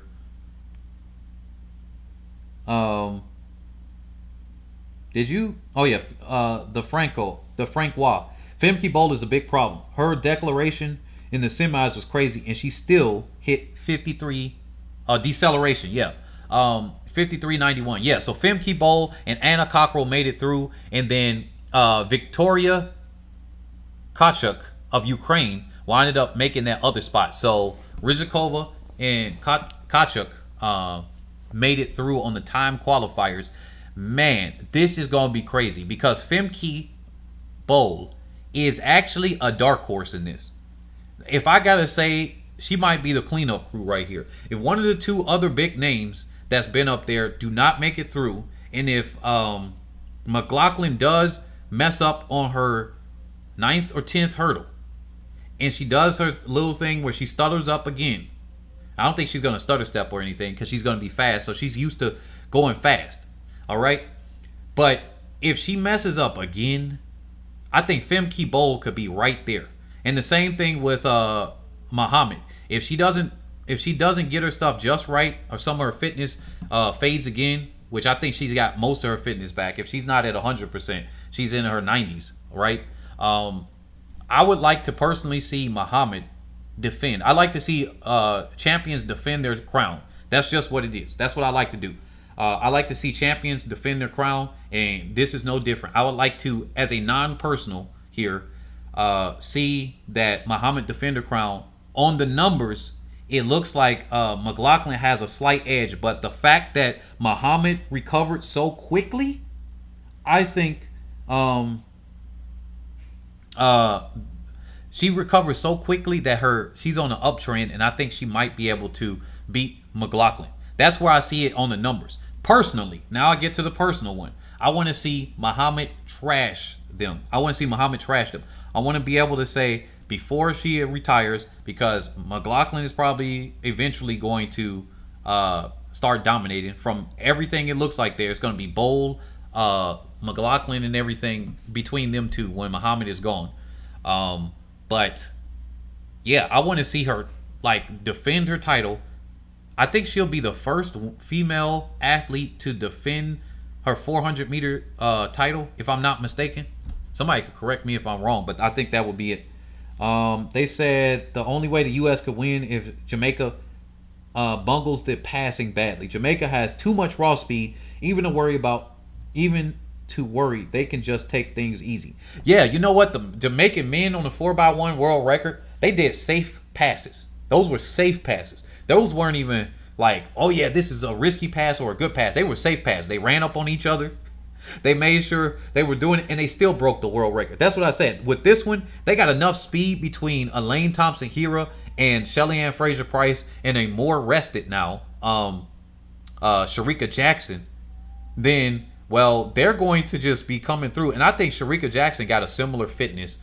Like, if she has any of her fitness, which I am very confident that she does, to Elaine Thompson-Herah and Shelly-Ann Fraser-Pryce. So I'm going to judge her off of what Shelly-Ann Fraser-Pryce does. I'm going to say that Shericka Jackson is going to be either slightly slower or faster, right around there, give or take, of Shelly-Ann Fraser-Pryce in this 200. So however she does, that's what I'm seeing her that Shericka Jackson's fitness is, because they've been right there. She's been behind or above either one of them. And yeah. They said would need a PB to medal. Sydney needs a perfect race. If not, she'll lose. Whoever wins will have to run the perfect race. Man, on the numbers, yeah, I gotta agree with you, the Francois. On the numbers, Dalilah Muhammad has a perfect race nearly every time she comes out. She had a technically perfect race when she finished second at the USA Trials too. She just didn't have the fitness, and that's the thing. So that's what we're looking at. What is this? Oh, that's the day is coming in the future. Let me see.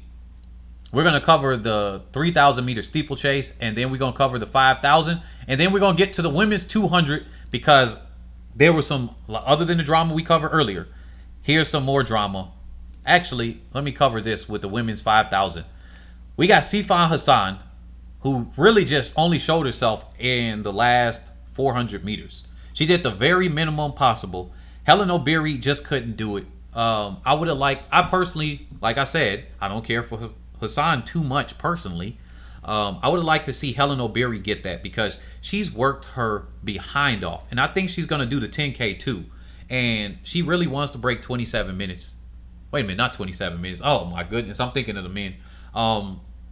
What is it? 30 minutes? She said she wanted to go under 30 minutes or something like that in the women's 10K. So, now, Helen Obiri, she got horrible form. She's got that. She's worked so hard. I would have liked to see her win this. And did she win back in Rio? No, she finished second. Who did she finish second to? Was it oh yeah, it was from Ethiopia. Why am I forgetting her name right now? Can somebody tell me who that was? And nope, I don't like doing that. I forgot her name twice, and I don't know why. I am forgetting her name. Let me go back to 2016 because she electrified the world. Almaz Ayana, there we go. Oh my goodness, she electrified the world when she ran from the front for most of the race in the 10K when she broke the world record at the Beijing Olympics, if I'm not mistaken. So yeah, with that being said, or London Olympics, it's one of those two. But regardless, let me go back to this. Helen Obiri has been running her tail off, and I think she said she's going to retire after this or go to the marathon. That's what it was. So with that being said, Helen Obiri of Kenya, a well-deserved second. Probably a little bit heartbreaking for her. Gudaf Sege from Ethiopia. She wound up getting third. I think that was a little bit expected. This is a very touched up, light, brightened photo of her. I really don't like that. She should have used a more natural one. That's giving me the vibes of the skin lightening cream that is rampant in certain countries, which, in my opinion, that's like a self-hate thing. I really hate seeing that. I wish she would have used a more natural picture of hers instead of brightening this up and everything like that. But other than that, from that personal note, Sergey, a well-deserved bronze, and then Sifan Hassan, which is going to go down as the greatest female distance athlete of all time. I am almost certain. If she can pull this off after the World Championships, she'll go down as one of the greatest of all time, and really probably men and women. I would still argue Haile Gebrselassie has that with how many records that he broke. They said 29 minutes. There we go. But I think Obiri has not. Yeah, to get to 29 minutes. Anna Cockrell ain't going to do nothing. Anna Cockrell ain't got a chance or a hope and a prayer. If she does something, it's somebody else messing up. She doesn't have it. She might finish 5th or a 4th. Obiri should have taken the pace out. She left it up to a sprint, and Hassan is so fast over the 1500 that Hassan was always going to outkick her. Yeah, that's what I think. But I think Helen Obiri is doubling. Let me see what other event she has. It should show on her profile. Where is it? It says highlights, schedule. Oh, I guess that's all she's running. Wow. Oh no, here it is. She's doing the women's 10K. So she's in the field for the 10K. So I can see why she didn't want to take it out, because she wants to conserve herself too. And the 10K is the one that she's really going for, because and here it is right here. For Gordon, she wants to break 30 minutes. Here's her time right here, 30:35. I think at the Kenya National Trials, she winded up running 30 minutes, like just barely over 30 minutes. And she wants to break 30 minutes. That's what she said in an interview right after. And I think she said it in her native tongue, and it was just a translation. I forgot if she said it in English, but I think because she was in Kenya, she was saying it in her native tongue, and it was translated. But I remember watching the interview afterward, and she said she wanted to break that, and she was excited for it. So she did that at altitude, too, this year. A lot of you guys should watch the Kenya National Trials. It's very entertaining. For the people that are here, let's smash the like button. Oh, dang, yeah, we got 64 likes. If we can get that up to 70, we got 130 people in here. We got just about 50% representation here. This is good. Thank you all, guys, for joining us today. We got 2 more events to cover. which is going to be the women's 200 meter dash semis, and we're going to cover the men's 3,000 meter steeplechase. Definitely, if you like to support us, consider donating via PayPal, Cash App, or crypto, and then also consider joining our Discord. Here, I'm going to drop the link shortly. By the time you guys see it, let me type this in, join the Discord. I think I need our moderators up in here to actually help with some of that stuff in the background. But definitely, if you guys could smash the like button and share this with other people so that they can get this, and we can keep growing this channel, because we're going to have animated races. We are the fastest growing YouTube channel in our category. The ones that don't just show like videos and race videos and say like the production stuff. Like, we don't do all of those. We don't have super short videos that are less than 5 minutes. Those can kind of grow at exponential rates. And actually, we are growing faster than some of those channels that just show race highlights, even some of them that are in the basketball territory, which I'm actually surprised. But it also is probably due to the Olympics. But there are other channels that are covering these things in the Olympics that aren't growing as fast as here. So I like to thank you all. I got to give you guys a round of applause for. Thank you for subscribing. I do appreciate you all. But we talk the real stuff. I back things up with facts as much as I can, with evidence. And when I'm wrong, I actually go out and admit that I'm wrong. And I'm going to have that an interview on something that I was wrong on in just a few days on one of the athletes that I said. I don't go here and try to change the narrative and say, yeah, I said this one when I didn't. On videos where I highlight specific athletes, real quick before I get to this next one. On videos where I highlight specific athletes, I might have made a video about Talu. I might have made a video about Elaine Thompson-Herah. I might have made a video about Prandini or something like that. That is not saying that for sure they are going to win. That is saying a what if scenario about, if this stuff happens, this is how they can win. Like from a coach's perspective or an athlete's perspective, I'm going to break down what an athlete has to do to win. But if you guys have followed me consistently during this year, I've said Shelly-Ann Fraser-Pryce from before she even did her first meet, and specifically after she did that 1063, I said Shelly-Ann Fraser-Pryce is going to win. And then later on, as I started to see Elaine Thompson-Herah, and then especially that Flowtech left her out of the running or the poll in the women's 200. Go back to Flowtech's page and go to their community page when they said, who do you think will win the women's 200? And they left the name of the defending champion out. At that point, that got me even harder into it, that I said that Elaine Thompson-Herah has a chance to not only win, but do something special. And then you just go back. You got my videos to quote on that. So that's where I changed my opinion on. As far as that with Talu, there are some different scenarios there. With that one, I got it wrong on that one. I thought that she at least had a chance to medal, although I said it was going to be hard. But she winded up becoming Quattro, which is her name now. Her name is Quattro because she keeps getting fourth at the Olympics.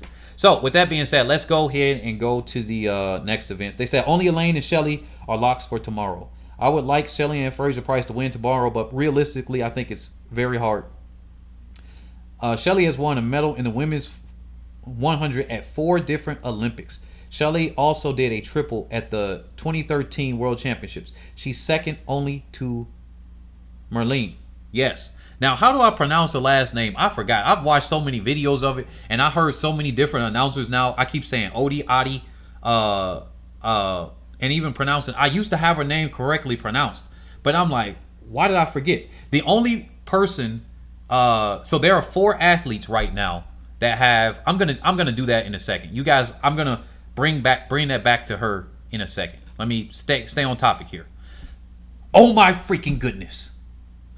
This, I even said, I was like, this year, because Kenya was looking a little bit weak. They've been looking weak across all of their events, really, except for the sprints. It's like they went to the sprints and field events, and then they were like, yeah, talent over here, and then we took away our attention from the other ones, which, I mean, you could spread the love and everything, right? Wow. Wow. Just wow. This is the first time that Kenya has not won a gold since they got their first gold in the 1980s. This is the first gold. Is it Odi? Yeah, I know how to spell the name, but y'all gotta. Yeah, that's what I thought. Oti. So Odi. Yeah, but then somebody said that I said that wrong, and I'm just like, what? But yeah, so this is crazy. And then they thought it was gonna be Gurma. I'm like, nah. Normally the world leaders, if they're not Kenyan, just like Saif Shaheen, which was a former Kenyan that went to Qatar. Then they were beating him up at the what was that, 2004 in Athens. They were beating this dude up on the track left and right, and then they winded up yanking him. Like they yanked him. When I say yanked him, they were trash talking him. I'm pretty sure he could hear because he could understand. He was Kenyan. They were trash talking him, and this dude looked defeated at the end of the race.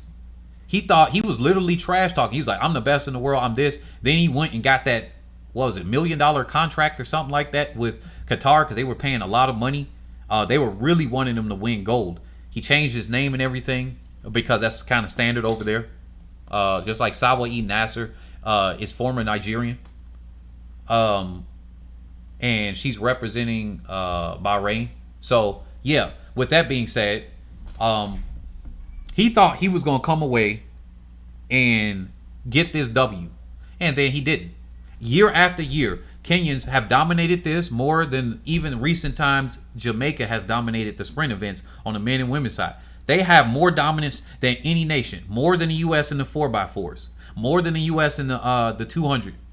Like, I can't point to any even field events or anything that has had any domination by a single nation more than Kenya has dominated the 3,000 meter steeplechase. And I said I would hate to be that one person, that one athlete that breaks the domination, because you're gonna be like the laughingstock of your country. They're gonna like do some stuff. It's gonna be a big letdown, and that's what kind of happened now. So what we got to look at here is that congratulations to Soufiane Al Bakali for Morocco, because he was looking dangerous. People were counting him out. He came up. He was one of the best in the world this year. The Morocco contingency was there. His teammate winded up fading, but he winded up taking the W here and everything. So then we got Gurma from Ethiopia that finished in second, Lamecha Gurma. So he's in second place for Ethiopia. Then we got Benjamin Keegan. Now, I still give him a congratulations. He finished in third. He winded up with less than 200 meters to go. He winded up with less than 200 meters to go. He started to sprint up. I thought he was going to pull the thing that the Kenyans have done in the past, where they just find something inside of them and then they just win. It's like it's one of the Kenyans that just wins. They will not be in the lead. 200 meters to go, the last lap, they just blaze it and they'll catch people. They did it to Evan Yeager. They did it to athletes behind that. I mean, world championships, Olympics, that year after year after year, the Kenyans have dominated the steeplechase.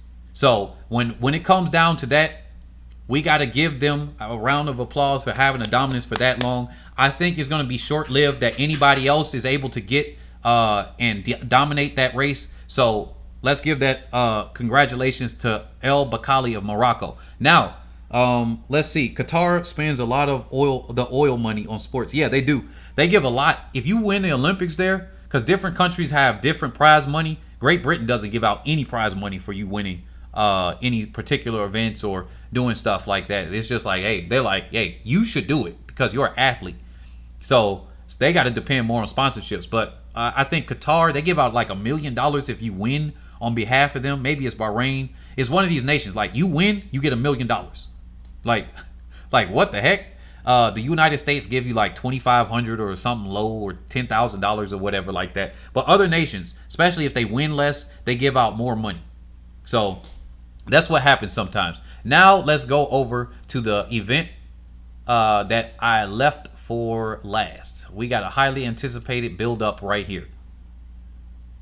They said, can I ask a favor? Before the final, can you look up the Dutch YouTube to pronounce Femke Bol's name? It is closer to Femke. Okay, yeah, that makes sense. I do like getting their names correct. So here we go. Here is the semifinals right here. Woo. Okay, I'm gonna go through the athletes right here, and then actually let me bring up the final heat too. I think that is on, what is that, the third, the women's Final here. Let me see. Women's 200-meter final. If you're just joining us, definitely smash that like button. We got 72 likes. Wow. 72 likes. We did fall off. I see that people don't like the some of the distance events a little bit here. But I mean, we only lost about 10 people, so that's not bad. So here we go. Okay, before I get to the final, let me do this. All right, Shelly-Ann Fraser-Pryce in her heat, she did what she did. She kind of ran a similar time to her heat one. So nothing to say there. Nothing to say there. Beatrice Masalingi of Namibia, who they banned from running the 400 because of that Caster Semenya rule, is now here. She started off real slow, and I think the 400 is their perfect event because they start off so slow. Her and the other athlete, they start off so slow, and then they pick it up later on, and then they can catch people. Now, she got a personal best. That's good. Automatic qualifier. Shelly-Ann Fraser-Pryce actually looked pretty good in this one. I'm going to say my comments after I introduce all of this. Now, we got Elaine Thompson-Herah. I think, where's Afro Buddy? Afro Buddy, are you in the chat? Because you was real strong up in there saying that Elaine Thompson-Herah ain't going to run 10.6, or at best she's going to run 21.6. Sorry, not 10.6. 21.6. And I was like, nah, she's going to run faster. And this, what she did right here, while looking comfortable, okay, she looked comfortable. No, she didn't just look good. She looked comfortable. Obviously, she was working. You saw that she was breathing hard, but she looked good. And now some people are already saying that she's running too hard, but I'm going to cover that a little bit later, okay? I'm going to say my comment here. Now, Christine Mboma, right? She now has improved upon the U20 world record. Now, this is very strange. Mboma has the U20 world record in this, but they somehow stripped her of her 48.53. We all got videos on it. So now we know it's real. So they've confirmed that she's a biological woman, because some people were saying she's a man. No, incorrect. It is a woman that has testosterone, or too much natural testosterone is what the thing is. It is actually a disorder. There are, if you look this up, it's andromorphism or something. Not andromorphism, it's something else, but it's XXY chromosome. That is an actual thing. I learned this back in when I was doing some studies in biology, and it's an XXY. And this came to my attention first when they had banned somebody from India or something like that, because in the 800 in 2006, you can see the Asian Games 2006, she almost committed suicide or something because they said she was a gender imposter. Now you notice that her time now, and you've seen in my past videos, she had a 48.53. In one of my videos about a week ago, they actually erased this time, and then they just gave it a 49.22. Now, logic dictates that you would erase all of the times, because if this athlete has here, they even took off the result here. They didn't say DQ or nothing. They literally took off the result for her event, which is just hideous, and this is insidious. If there was somebody that can sue them, I hope that they can, and they can push this back so that that time gets there, because this is just sad. That's just sad that they're going to take somebody and say, you got too much testosterone to run in the 400, the 800, the 1500, and I think potentially the 3000 steeplechase. But somehow you don't have too much testosterone to run in something that requires explosive, even more explosive power, right? You can run the 100 and 200 that require more explosive power than the longer events, and then you can somehow run the 5000, right? So that is just sad that they've done this. But hey, this is what they were doing. This is why I say I want to push for something, a separate track and field league. Yeah, people may not like that as much or whatever when it comes to seeing athletes and they're going to claim that they look like men. I see women that look like men all the time, and they're still women. But all of this talk about, hey, somebody can change their gender and everything, confuses people. So now that has been brought into the conversation. I'm like, no. But anyway, with that being said, Mboma made it through. She's got the the U20 world record, the youth world record, and pending ratification. Watch them try to figure out a way to take that away from her. So, but yeah. So here's another one. Now Talu did what Talu does.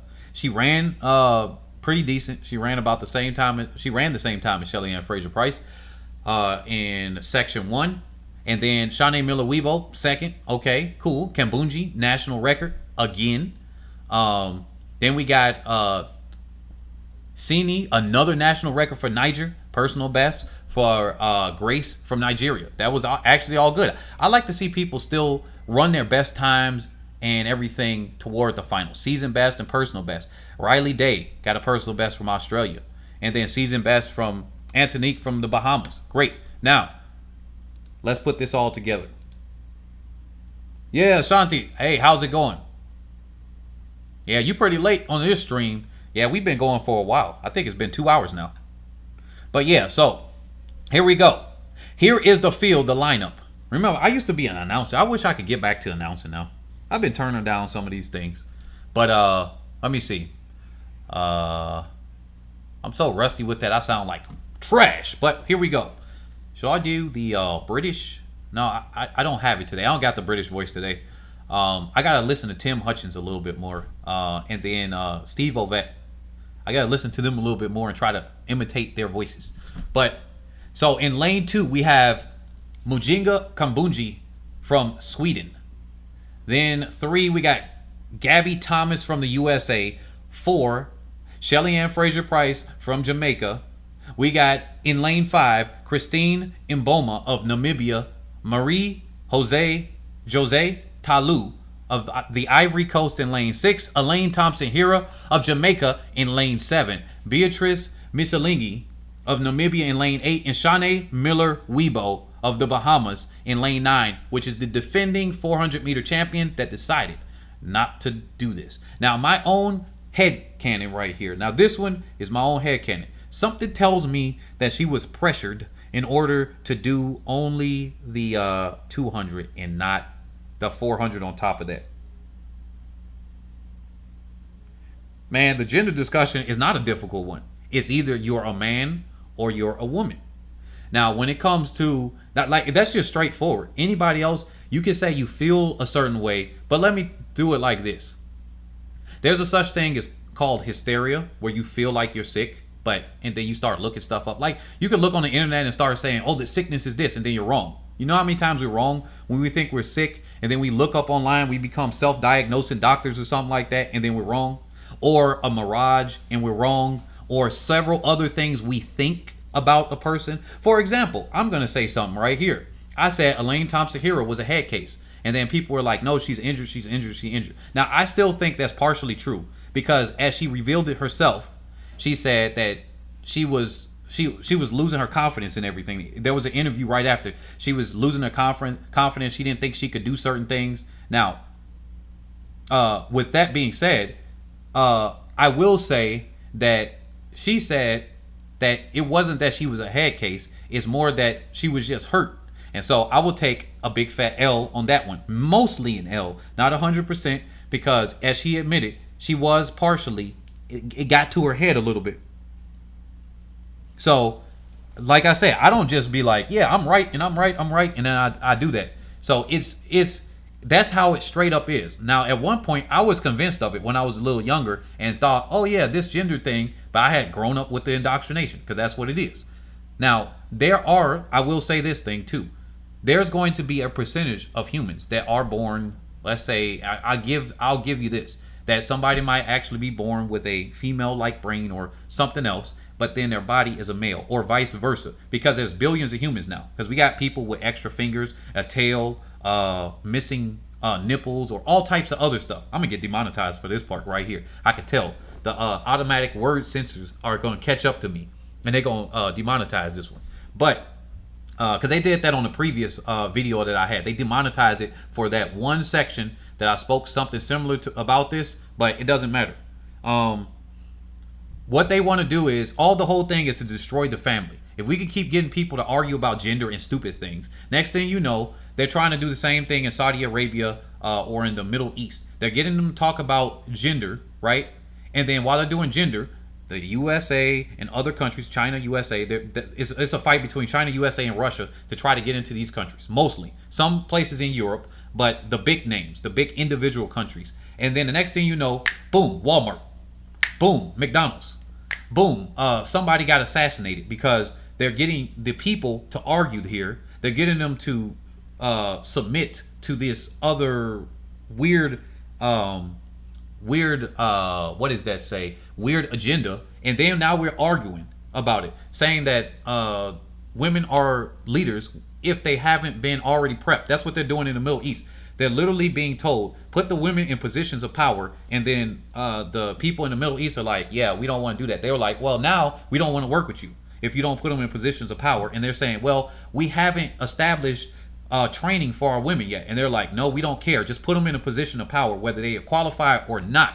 Or else we will not do trade with you anymore. We will not do this with you anymore. We had our agreements with you for the last 50 or 60 years. We're going to cut them off unless you put them in a position of power. So they want people to put unqualified people in positions of power, and that's what's been happening. But yeah, like I said, this ain't just a track and field channel. We gonna talk about all types of stuff, and I love to have a call-in show because this would be good for a conversation as well. And I know you guys don't have enough to talk back and forth, because I mean, typing this out, especially if you're on your phone, is gonna be a lot harder than me just saying it. But yeah, I'm talking about something that's different than the intersex people, because that's a little bit different. The intersex people, which I think the XXY is actually an intersex, because that's when I found out that women do have Y chromosomes. Yes, some of them have a certain amount of testosterone Y chromosomes. But anyway, as I see my fish trying to mate right here in front of me. But here we go. Let me get back to this real quick as we he said, let's get back to the sports. Forget the political system. Man, look, I want to be talking about what I'm going to talk about. I understand if you want to leave, that's fine. But yeah, with that being said, here's the field right here. And I had to get into that anyway because that's what part of this is. Sports and politics go hand in hand. That's what the Olympics is. It's literally politics. The Olympics is literally the biggest wanker of politics that you could see. That's the most quote unquote soft level of politics. So that goes right into that. He says, so through, bro. He says, so through. All right. That's fine. But yeah, with that being said, I got my first dislike. Somebody didn't like what I was talking about. They rage quit. Okay. Well, so long. Goodbye. Unsubscribe. But anyway, here we go. So with that being said, here's what I personally want to happen.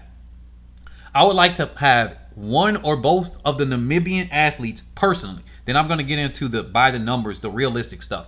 I want to have one or both of the Namibian athletes because the middle finger was thrown by the World Athletics Organization to Mboma and Masalingi that I want one or both of them to medal in this here. I technically want them to win, but I don't want to go that crazy and be like, yeah, they can run a 21, whatever Elaine Thompson-Herah or Shelly-Ann Fraser-Pryce or somebody else is going to do. I don't think that they're going to do something crazy like that, much less do I want them to dechrome. I'm like torn. I want Elaine Thompson-Herah and Fraser-Pryce or whatever to win, but also because of the big middle finger they gave to the Namibian athletes, I want them to get a medal. So, with that being said, now here's the non-personal thing, as I do on this channel most of the time. It's going to be a battle between bronze right here. I think bronze and silver. Elaine Thompson-Herah, I think she's going to take it all. I think at this point, this world record right here might be in earshot, if not just taken. This might just be an earshot. I know a 21.66, which was a PR, is a huge difference between a 21.34, because that's a big difference. If you see that on the track, that's a big gap. That's a few meters gap, and you'll just be like, wow, they just blown the other person out in the 200. Now, but Here's the big but. Um, we got, they said drug abusers. What? Salty U.S. fans in the comment section. LMAO, drug abusers. What? Man, look. They said Gabby gonna struggle to get a medal. Drug abusers. Man, the USA is just a bigger nation, so it has a lot more people that could be caught for drugs and whatnot. But Jamaica has a fair share of athletes that were caught, and usually Jamaica does its service to its people and doesn't really announce it, and then they put it under the table. They try to keep it quiet and stuff. And the USA, how we are, we just loud. We gonna be loud with it. The loud nation, the boisterous nation, and everything, right? So with that being said, that's kind of how that stuff goes. But I think Elaine Thompson-Herah at this point, she's the overall favorite. Just nobody can challenge her at this point. So what you thought? So what you think? And athletes cannot protest by taking a knee at the Olympics. Okay. Before I get into that, since you brought that up, Desmond, about what do I think about that? I'm gonna get to the next part. Here's the woke agenda thing here. Basically, it's focusing on mental health, quote unquote mental health. And before anybody comes in here crying about biles, that is a new term. If somebody messes up, we gonna call them, you've done the biles. That's what we're doing. You did the biles. That's what Shericka Jackson, she did the biles here, and she didn't make it to the next round. She did the biles. Randolph Ross did the biles, and he didn't make it to the next round. Now, what the thing is we're going to talk about quote unquote mental health. They never used it for Asafa Powell, so it's looking like at this point that it's mental health toward women.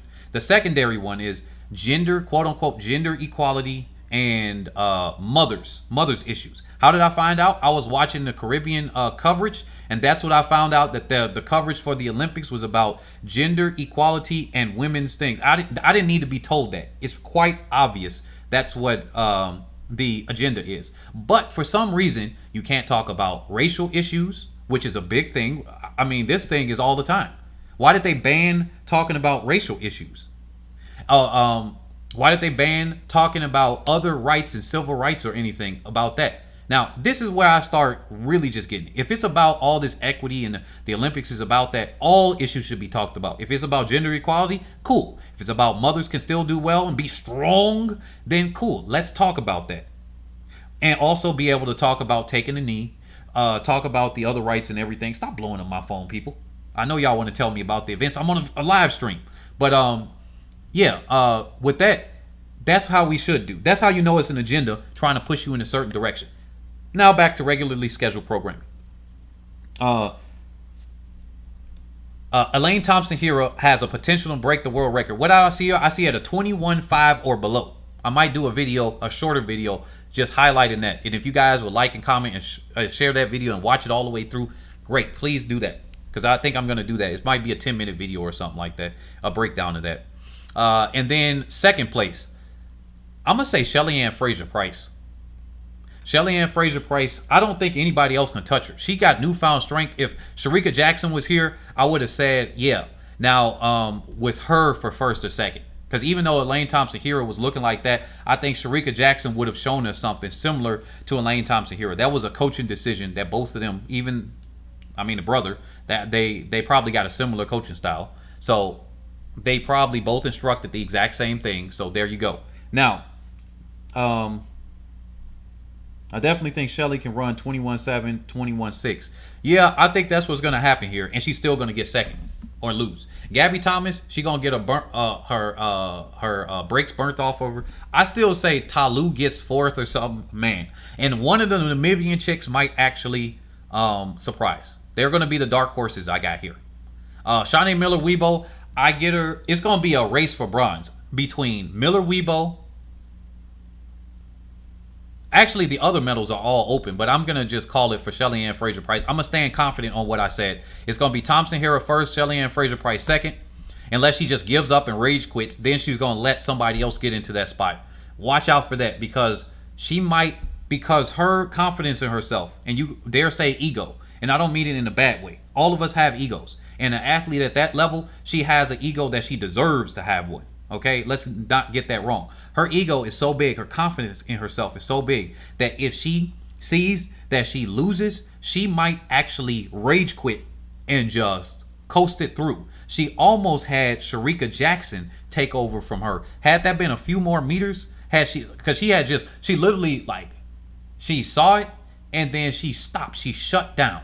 This was one of the first times it was just like Shelly-Ann Fraser-Pryce was taken off guard. When you the top dog and you can't be beaten, when somebody finally is able to reach you and punch you in your nose, some people panic and other people are able like, what? And then they start beating them back down. But if you the person that beats everybody down time and time again, other than when you injured, because that's the only time at the international level. Now at the Jamaican trials is different, but at the international level that Shelly-Ann Fraser-Pryce has taken a loss in the 100, other than being hurt or being off her game when she was younger.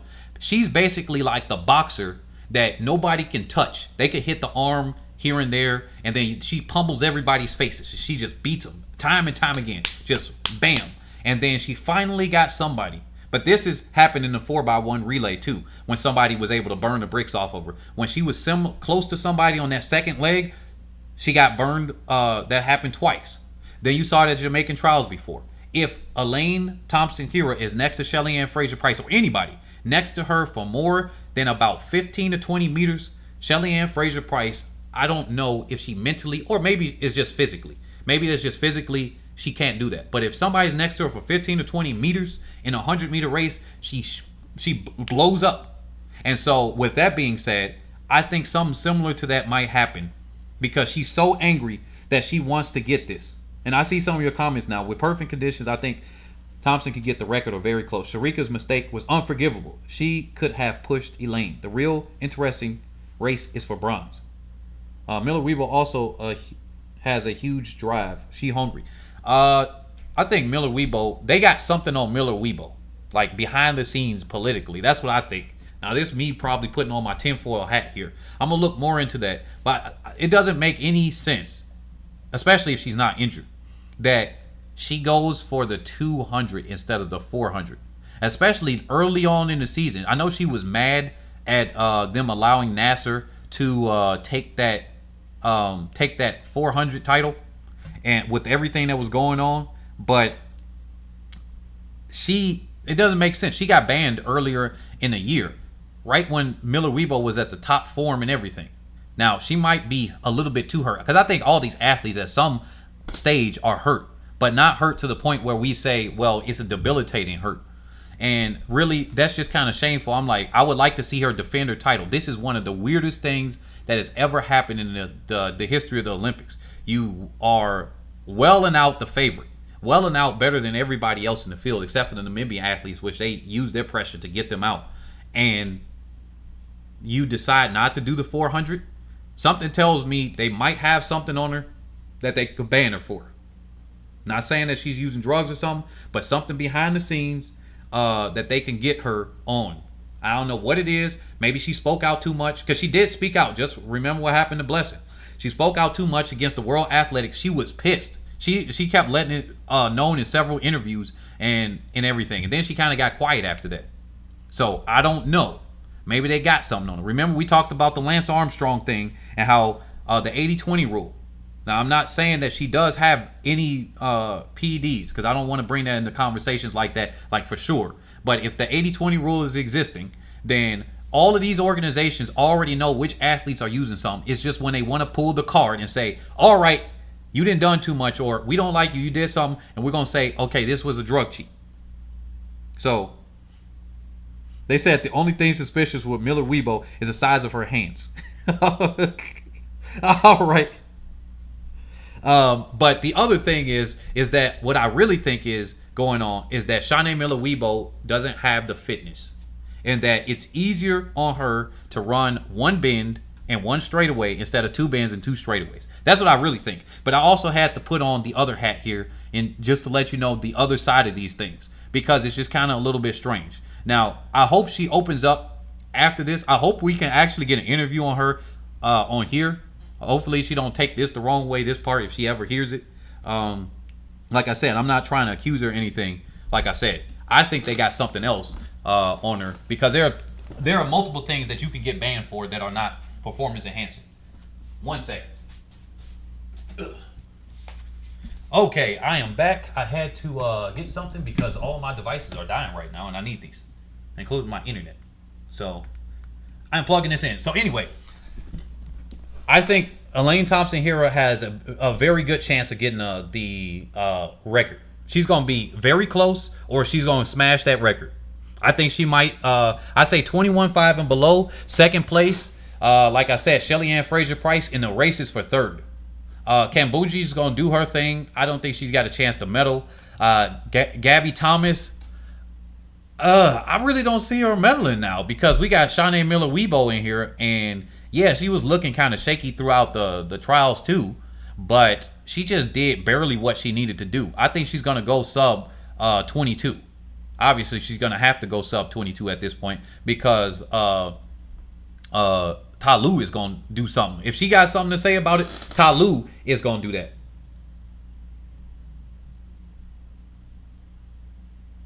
that. Jasmine is in world record shape. My prediction is that she will do it in a Diamond League. Okay. Wait. Jasmine who? Okay. Sorry to go off a little, but in the 400 women's 400 hurdles, I think Bo could spring an upset somewhere somehow. I don't think so. Jasmine who? Oh, are you talking about Camacho Queen? Okay. Yeah, because you guys are, I'm like, wait a minute. Are you guys earlier on in the video? Anyway, but yeah, the race is for third. I think Ta Lou's going to be in that mix-up. Miller-Uibo's going to be in the mix-up.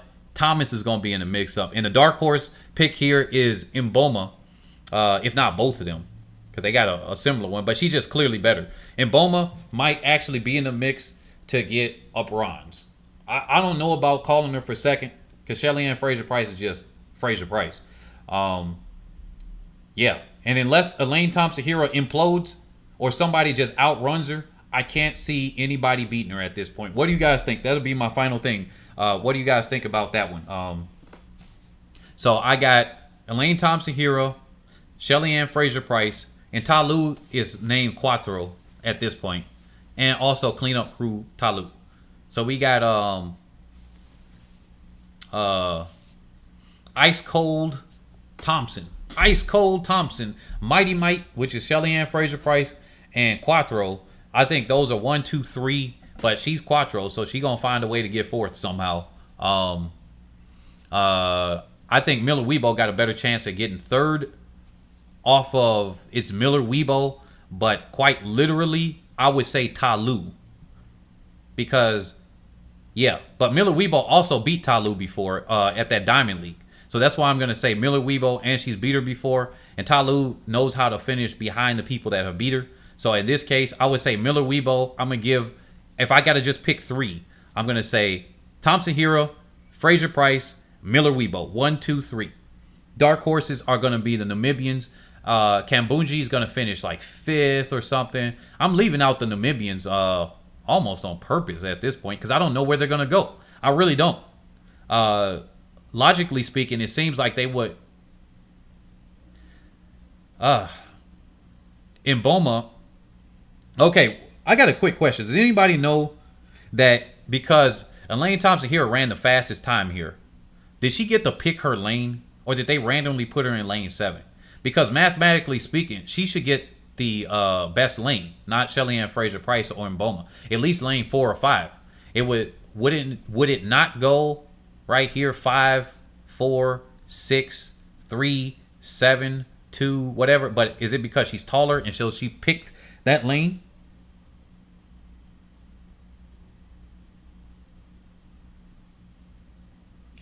Shelly-Ann always comes off the curve first. They said Elaine, Fireheart said Elaine was shocked that that time was 21.66. She didn't know she was running that fast. So 21.4 is in fact possible. Dang, you got Kambuji last. Whoa, really? Wow. Well, if she's last with a national record, I mean, what more can she ask for? Man. You know what? I kind of got Gabby Thomas last. I ain't even going. I ain't even gonna stunt. It's either this Namibian Missalingi, Beatrice. I think Beatrice is gonna get last. I can't see Kambuji coming last. If I had to give somebody else last, it would be Gabby Thomas, because she'll just implode. She'll explode. But all jokes aside, either Gabby Thomas might get last, but I don't think it's a high likelihood. But Missalingi, I think that she'll get last, even based on all the times that everybody's run. I think everybody's gonna run a little bit faster, but Missalingi's gonna get last, and it might be like a close last or something like that. Oh, that's her favorite lane. I got you. Carson ran a world record from lane 7. That's the money lane. Hey, you know what? Hey, that could be. That's her favorite lane to run in for the 200. Shelly will need to run the curve of her life to win. I believe she can do it. Gabby looked mentally defeated. Okay, see, Perkins 305. Yes, that's what I'm saying. Then he said, sure. Fleetwood said, I have Missalingi in 7th. That's funny. So I think that's why I said I'm joking, but I'm kind of serious. Gabby Thomas, like for real, Gabby Thomas, she looked like she was defeated for sure. Like the hype that the announcer, she heard the hype calling her super Wonder Woman or something like that, and then she was like, yeah, I am Wonder Woman, and then she got defeated, and then she was like, what? How did I get defeated by a no name? That's what she was like thinking to herself and whatever. It kind of soaked into her. This has nothing to do with Gabby at all. This is just an entertaining scenario before somebody take and twist my words out of here. But she did actually look pretty defeated there, and that was kind of strange actually. But hey, there's a reason why she didn't run in the Diamond Leagues. I honestly believe Shelly-Ann is going to pull off the upset because she's still not happy about losing that 100. Oh, yeah. Aaron, that could be the case. They said a lane can come off the curve before Shelly. I don't know. Let's see. We all have favorites we want to see win, but the past couple of days show races going anyway this Olympics. I agree with that. With Dion. Zay said, I don't think Gabby was trying that hard compared to Mboma, though. Well, Zay, Mboma just runs. Do you know Mboma just got to go out there and run? Like, she don't know what the heck she doing. Like, she just, arms flailing all over the place. That's what happened. She winded up running 2 PRs. Now, she's on the same trajectory that Gabby was. Remember, Gabby Thomas ran a PR every single one of her races. Jenna Prandini, her last 2 races at the USA Trials, her semis and the finals, she ran a PR.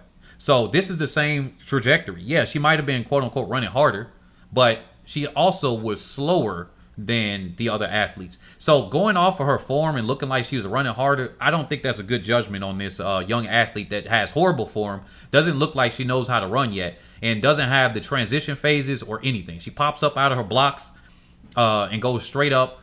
It's just like somebody that just got here on the first day and was like, all right, coach. The coach tells them to go out and run. How many of y'all are high school coaches and y'all get that one athlete that's just like, I don't mean this in a negative way. They're like that dumb athlete. They just go out there and run. Like, you know, your freshmen are dumb and they just kind of go and run, and then you just find out they running better than the seniors or some of your sophomores and juniors. They just go out there. You just tell them, hey, I need you to run this 400. Huh, coach? How do I do that? Just run. And then they go out there and just blaze. They head bopping to side, and then you just see them like, wow. And then they get older, and then they know, quote unquote, how to run. And then they go through the phases and stuff. And then it's harder for them to do certain things. At this point, she just out there and running. That's what it is. I think she's going to be a lot better in the 400. But this talent right here, I got to say, she beat Allison Felix's time at the time. She beat Richardson's time at the time as far as the world youth. This is a fantastic one. Unfortunately, they just banned her in the 400, which is there. So, America Press has destroyed the American speedsters with false sense of security. Brian Gibson. Heck yeah, I believe that.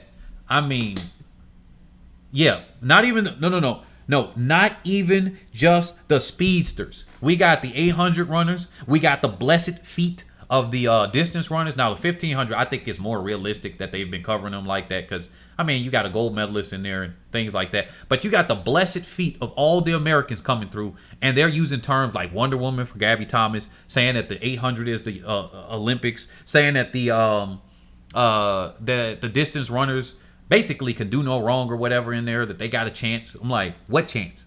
Under a microscope? Like, a chance to do what? Like, I don't know. And then the sprinters, you would think. But yeah, at this point, we're in overtime. So, I can't see Shelly running 21.4, but she could use that anger to get a new personal best. 21.4 is wild. Somebody else said, Zay, the Francois. Look, Elaine Thompson-Herah is about to put a big statement out to the rest of the world, okay? This is what I think is going to happen. She's about to come by, and then she's going to tell us exactly what we need to know. Like, she is not playing at all. All right? She ain't playing at all with this. Because she showed us, and she was holding back a little bit. Here we go. I got this. I kind of edited this image a little bit. But Elaine Thompson-Herah said this to the world. She's like, look, I'm ready. And look at that. Now, I hope she don't hold back in that 200. I hope she does the Usain Bolt thing, and then she realizes that she actually got to run all the way through in the 200. Because Usain Bolt, when he was going after Michael Johnson's world record, he did not let up. He just said, all right, he ran all the way through. But this 2134 right here by Florence Griffith Joyner, right? I think that has a real chance of going down. Now, I don't know if it's going to happen. That's the part that I don't know. I know for a fact that Elaine Thompson-Herah is in 21.5 speed right now because she ran against a negative 0.6 headwind. Without that, and her still pointing at the clock, she would have been 21.5 something. That's one for sure. If she ran all the way through, she would have been 21.5. And if she had a similar tailwind to what Joyner did at not at her world champ, her controversial windy as heck day, windy all over the place, but except there for some reason, because it was just the wind got blocked there. Everything. If she had the normal 0.8 to 1.3 tailwind that most races have, then yeah. Or even the plus 0.3 that has been happening in Tokyo. Tokyo has had that. I hope it doesn't rain. I really hope it doesn't rain. And if it does rain, the world record can still go down as long as it's not raining in the moment. Because I've seen, wet tracks have produced that. 400 hurdle world record and everything. But I hope that it is one of those perfect condition days, hot, not too humid, and that she can get through and run that 21.31, 21.2 something, 21.1, matter of fact. Like, let her blaze so fast. Then at that point, I know she's gonna come by and beat Carmelita Jetter's 4x1 anchor.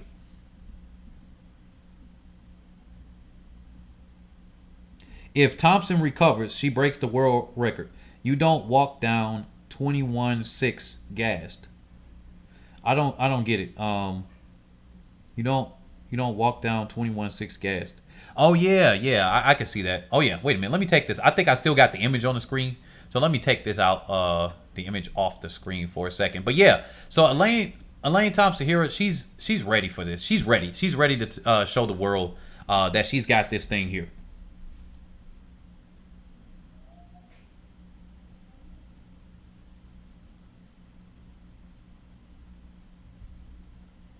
Wait a minute. 21.4 not happening. I disagree. Maybe if the wind is 1.9. Wait a minute, Big Stepper, what are you talking about? Wait. Now I'm seeing it. Now I'm seeing the comment section here. Okay, so you said that 21.4 is not happening. Now, I think she can go 21.5 or below. 21.5 or below. 21.5 something. 21.5 low and below. So yeah, I know. So Fireheart said LMAO. So you saw 10.61 into negative headwind, negative -0.6 while celebrating coming through.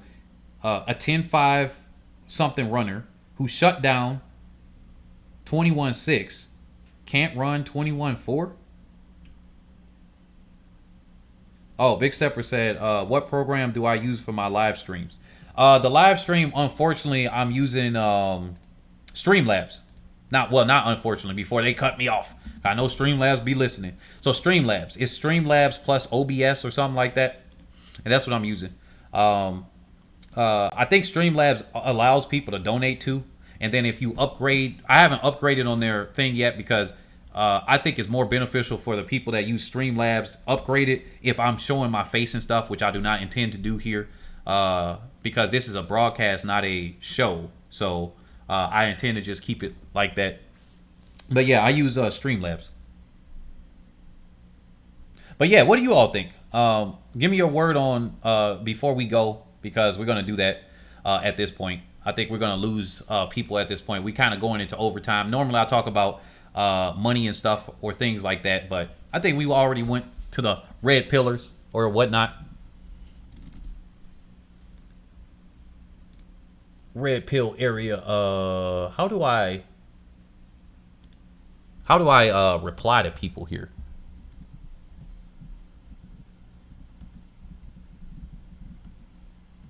Yeah, here we go. But anyway, yeah, let's see. I have seen all the bad comments while battling with injury, and I used this as motivation. Elaine hasn't gone anywhere. She's still here. Powerful statement from dangerously speedy runner Elaine. Yeah, that's where I saw the interview right there too. That's why I said I'm gonna have to take that L on that one, because that's what she did say in the interview. Now, she did reveal that she is somewhat of a head case, though. I got to say that, right? I want to start predicting track as well. I'm obsessed. Well, yeah, that'll be good. Definitely. Let me know if you started a channel, and we could see if we do a collaboration and stuff. I don't mind doing those with people, but yeah. Somebody said, Aaron said, at Big Stepper, I don't think the 4x1 is getting broken unless those handoffs are all perfect. I don't know if they have to have a perfect handoff in order to break the 4x1 world record. They need safe exchanges. They need safe ones. Remember when Usain Bolt broke the world record before?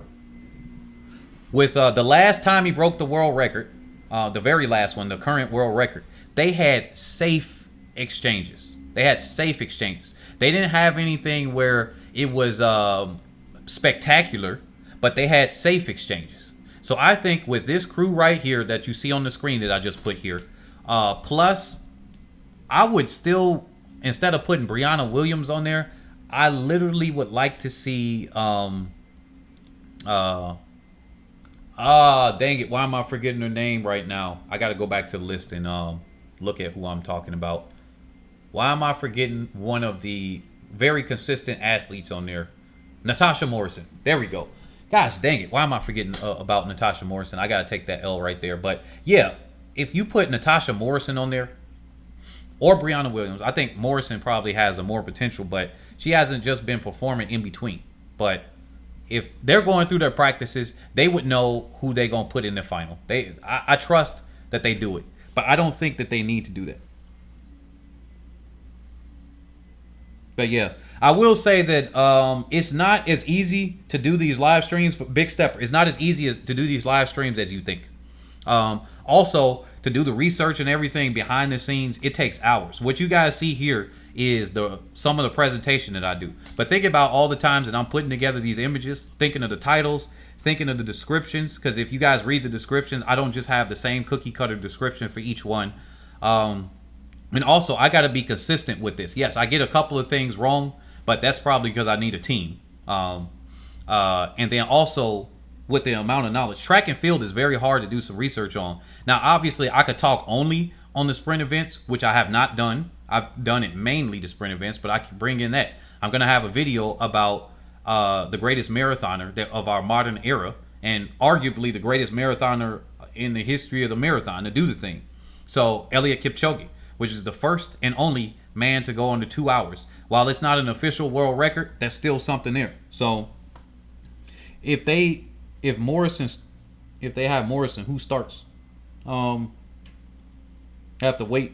If they do it break 40.7, I think they're gonna run 40.5, man. They're gonna run 40.5. That's why I see them, in all honesty, they're gonna smash the record. It's not even gonna be like, and I think that is me still being conservative. If they do anything slower than that and still break the world record, then they're really underperforming.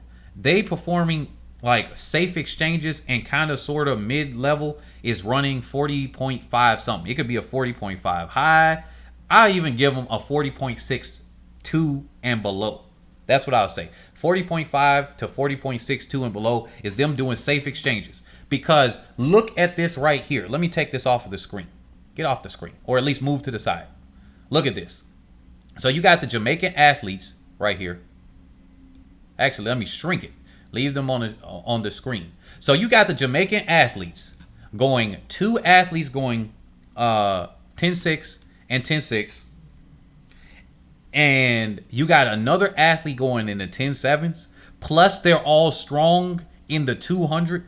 Because when the USA broke the world record, they brought in Bianca Knight from the 200 over. She didn't have the best 100. So you got athletes that are doing both the 1 and the 2 at the top level. You see the same athletes. Let's go over to the women's 200 here. The thing is here, look at them. They're in the top rankings for all of them. And then Elaine Thompson-Herah, I mean, if she goes even faster, and the same thing with Shelly-Ann Fraser-Pryce, well, this going to be something to behold. And you know what? I got to say one more thing. I knew it. Remember at the Jamaican trials, it looked like they were holding back a little bit. I thought Elaine Thompson-Herah was running a little bit harder. Now, that means she just wasn't as in good a shape. And like she said in the interview, she said she couldn't imagine herself doing it. So that means she was still going through some of her head issues, like her confidence in herself. Because when you get hurt, that doesn't mean... See, that I think people are misunderstanding when I say that she had she was a head case. I'm not saying a head case that, oh, she just can't do anything. I'm saying a head case in the form of she has confidence issues and other things that she defeats herself. She gets into those big moments in doing it. Because there is no way you could be running these top times in the final magically. You just don't perform. That's something else other than being hurt. So yeah, Bianca Knight, as I see the comment now of Panesh, Panesh. That's the only thing I can say, man. I know I'm pronouncing your name wrong. Bianca Knight had a personal best of 11.15 that season. But those handoffs in 2012 were all perfect to me, even though Bianca Knight was technically the quote-unquote slowest. Yeah, that's what I'm saying. If you get a team that's way faster, I mean, this team right here is way faster, okay? It's not even close. You got 2 10.6 athletes, and at the very least, because she was running against the headwind too, that means she kind of gave up at the end a little bit. So that means she would have ran a little bit faster. That means she was like 10.71. Had she not been against the wind again there, or a 10.7 flat. At the very least, she would have matched her old PR. So you got 2 athletes here at 10.7, or here we go. Let's put it this way. Against that headwind, or her celebrating, she's a 10.5 high, right? Here, she's got 10.7 high, 10.7 low, 10.6 high, right there at that same race. So you got 2 averaged, putting them together, are 10.6 athletes. You got another athlete that would have ran a little bit lower in the 10.7. It's probably a 10.73, 10.72 with that same race with that headwind, right? Then you got Morrison, if she can bring out the 10.8. Or you got, once again, a faster athlete. Now, Brianna Williams, who has broken 11 twice. If you get her even at her 11 flat, she's faster than Bianca Williams. Or Bianca Knight, I'm sorry. They said that year, Jeter was 10.7, Felix 10.8, Bartoletta 10.8. Tiana also ran a crazy turn. I think the starter has to set the tone like Bartoletta did in 2012. Then the record is gone for sure. Yeah, and hopefully not raining too. So what I got to say here is this: they got so much room for error. They can have safe exchanges. I wish, you know what, I might do that in a follow up video here, where remember in the home straightaway, was it Usain Bolt that ran up on Asafa Powell or something like that in or was it the other way around where Usain Bolt was actually the anchor? I think it was Usain Bolt that was the anchor. And they ran. I mean, no, it wasn't Usain Bolt. He passed it off to his teammate, and he ran up on him. I'm telling you, the world record, they were safe. That's all they got to do here. They could have the slowest person last. They'll be so much in the lead, it doesn't matter. Because if you say, hey, the faster person can run down somebody, it doesn't matter. They could have the slowest person last and still do it. They could have a safe one. That's just going to depend on, do they try to go for the title of fastest close in history and have Elaine Thompson-Herah or Shelly-Ann Fraser-Pryce do it? Or would they go for the more safe approach, have your slowest person last, and then do exchanges where they run up on people? And that's going to be the big question. Jamaica needs, Big Stepper said, Jamaica needs a really good start to make them even more confident. I hope they get it. Is it just me? Or Mr. JD354 said, is it just me, or do Shelly-Ann and Elaine Thompson not like each other? Hey, it is what it is. I hope they, somebody tried to start an argument with that before. They were looking for attention. And I said, look, it don't matter if they don't like each other, because I think they could get over their differences and still come out, and they can put aside their differences to come out in here, right? So I think they'll be fine if they have them pass off to each other. Now, I personally don't want them to pass off to each other because of that. But as far as them like passing off to each other, they would be better to pass off Elaine Thompson-Herah on the bend, and then Shelly-Ann Fraser-Pryce in the straightaway, because not always do the best athletes go in their positions. That's the thing. It would be better to do something like that. I would have more confidence on Elaine Thompson-Herah to go on the bend than in the straightaway. You would get a little bit more out of her by having her do the bend than you would get out of Shelly-Ann Fraser-Pryce do the bend. Yeah, Fireheart said something that is kind of relevant here. Why do we care about their relationship exactly? They congratulate each other on wins, so does it matter? Focus on the track, please. Okay, now this does, but remember Odie was with the controversy with the team saying, hey, they weren't going to run or anything if she's on the relay. I mean, relationships do matter in track and field. So if they don't like each other to that much, they are quite literally just going to they're gonna ruin some things, right? They'll ruin the record and everything. Shelly and Elaine are cordial. Remember, this is elite competition level, so everyone wants to win, but Shelly-Ann is no hater. Exactly. Like, she's not, I don't think she's a hater at all. It's sports. They're competitive. It helps them push each other. Aunt D said. And Aaron was the one that said the one before that. Kimber Nelson, Big Stepper said, Kimber Nelson also has a great start. Is she running the heats at least? You know what? That's going to be a big question, because you only get 2 alts. So that means if they have Nelson and Brianna Williams, that means Morrison is out, because I can't see them not putting the other 3 women on there. It depends on how they feel after this. And at this point, I don't think Elaine Thompson-Herah or Shelly-Ann Fraser-Pryce, no matter what happens in this 200, would not want to be on the team that will break the record. Because if any one of them is off and then they still have the other athletes, they could still break the record. Those Jamaican, Brian, wait a minute, 8, man, it's too many comments. Oh my goodness, I'm getting confused right here. They said those Jamaican girls ain't care about no beef when it comes to representing Jamaica in that relay. Well, yeah, I agree.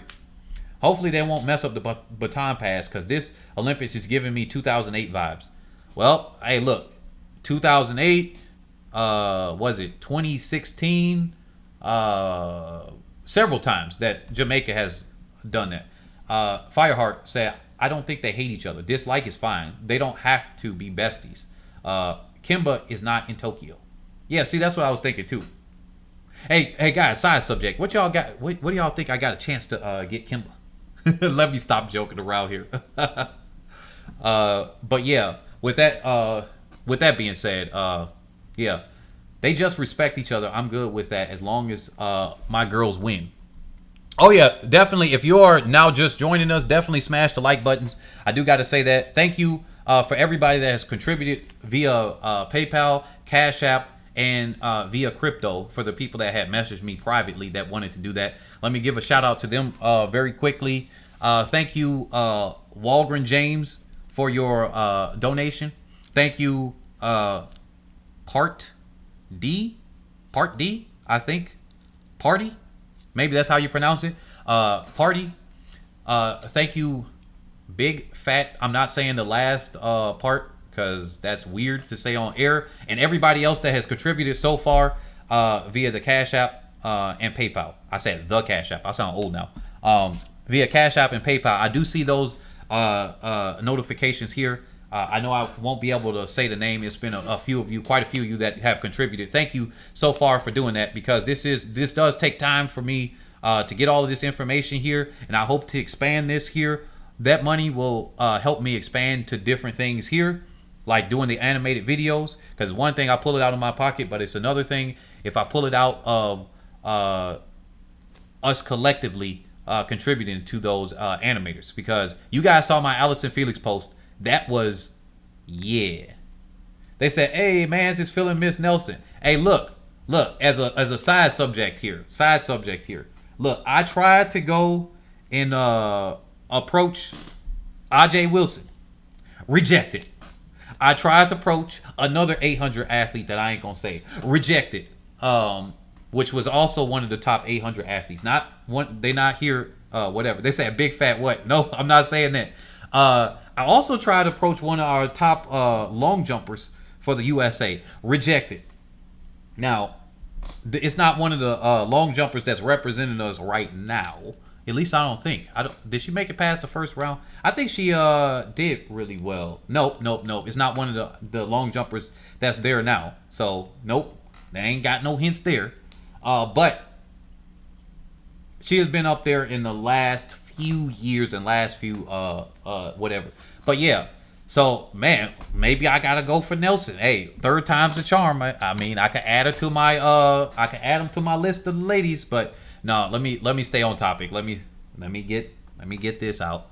But sticking here, all jokes aside, they said Sharika's still working. Man, dude, I'm still seeing that comment saying big fat what? Dude, I'm not gonna say that, man. I'm not saying it. But yeah. So they said Elaine has upped the game for this Olympics. Yeah, she has. She has put she's basically put out something, a message to everybody else, and said, yo, this is my stamp in the ground. You guys have doubted me for so long, and I'm just gonna show a big middle finger F you to everybody. Man, I gotta take the L on that one. Well, I don't take the L in the aspect. Now I gotta take the L with her saying, hey, I ain't got no mental issues or nothing like that. But hey, Elaine, you gonna have you're 29 right now.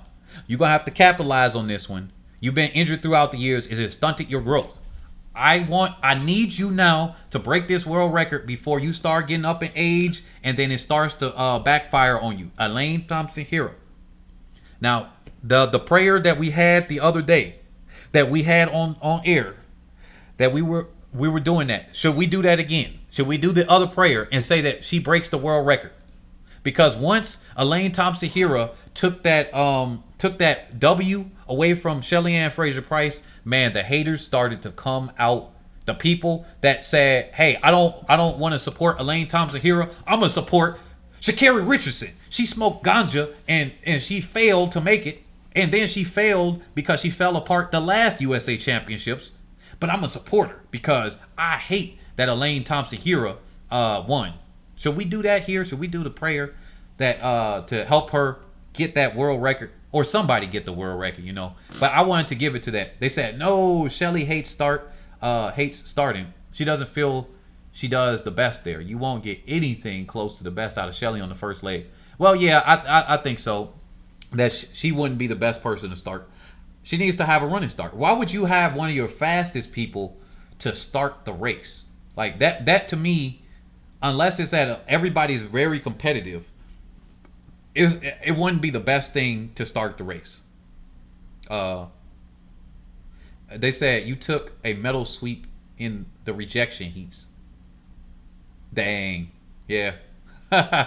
They said Sharika starts, Brianna or Natasha on second leg, Elaine on Ben, and Shelly on last. Now that would make the most logical sense, but something tells me that Shelly-Ann Fraser-Pryce is likely to run second leg. Something in my gut is telling me that she's either second or anchor, and then Thompson-herah or Thompson-herah or Fraser-Pryce. Fraser-Pryce or Thompson-herah are going to be second or final leg, and they might have Sharika Jackson on the bend. They said, yep, Elaine needs to leave it out there tomorrow and run like her life depends on it. So with that being said, I think we're toward the end. Thank you all for joining us today. It's been a good one. We've been on this one for, let me see. How long have we been on this one? We've been on this for 2 hours and 55 minutes. This is made for all of those people out there that are truckers. Sharika Jackson could start. I mean, she has a decent start. These are made for the people that are out there that are truckers, that are people that are out there doing janitorial work, plumbing or whatever. You're at your house cleaning. You just want to do something out here to enjoy your day. Or all the people that got super long attention spans, that just love track and field, that love these long form things and everything, that want to come out here and actually just enjoy themselves. So if you like this, and if you're checking this later on, if you want to replay this later on, definitely do that. They shadow ban us to a small extent with these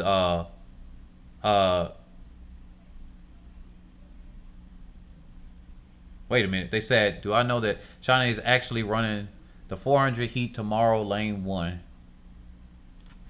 I think she's not running that one because she signed up for it, but I went by the announcers saying that. So it says the women's 400 right here that she has that. But let's see. She's in the heats. She's in the heats right here. She's in lane 2 right here. But I don't know if she's going to run it. Now, the announcer said that she's only doing the 200.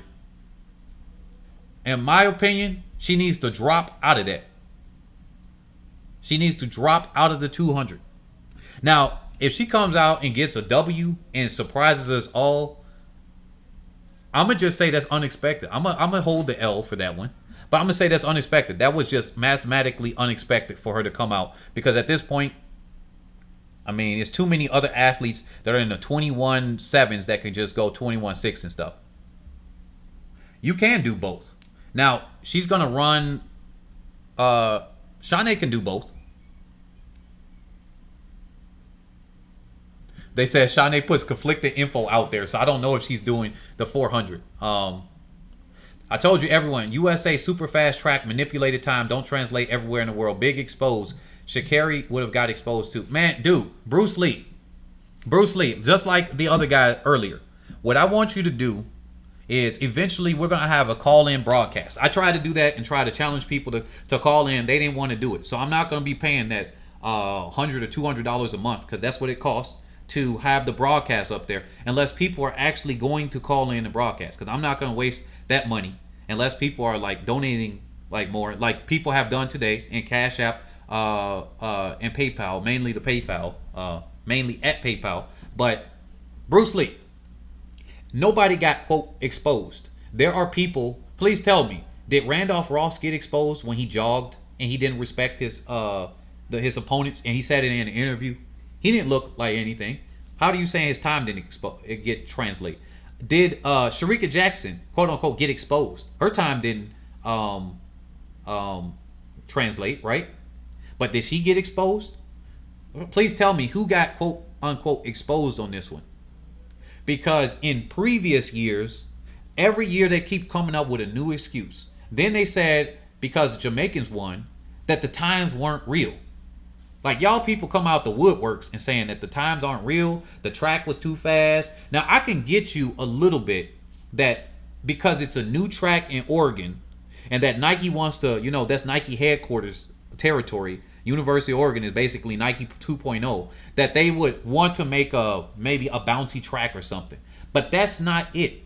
People peak for their Olympic trials, and then they come away and they might not perform as well internationally, aka at the Olympics. That doesn't really have anything to do with a track necessarily.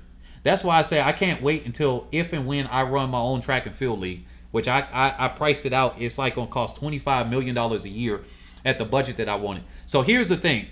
Now since we in overtime, here's the thing. If you guys are interested in the track and field league, man, Brian, you know it's not altitude in Eugene. Stop. Are you serious? Brian Gibson said, "You're doing a great job, Mr. Host. Host man, Head and Shoulders. Keep it up with the non-biased stuff. Call a spade, and I like that." I think Ross and Jackson were just too arrogant with their run, and their energy conservation tactic went wrong. LOZ95 said, "Okay, Brian, are you serious that his altitude?" Oh, dang, I just lost. Man, when I said that statement about the track and field league, I lost 20 people. But then 10 of them came back. But still, man, it's history that American times don't translate into sprints for 26 years now. Are you talking about women only? Are you talking about women only? Bruce Lee, are you talking about women only, or are you talking about both genders? Because Tyson Gay seemed to have run his fastest time off the American track. Justin Gatlin also ran his bigger time, his best times of the year, most of the time at the international stadiums.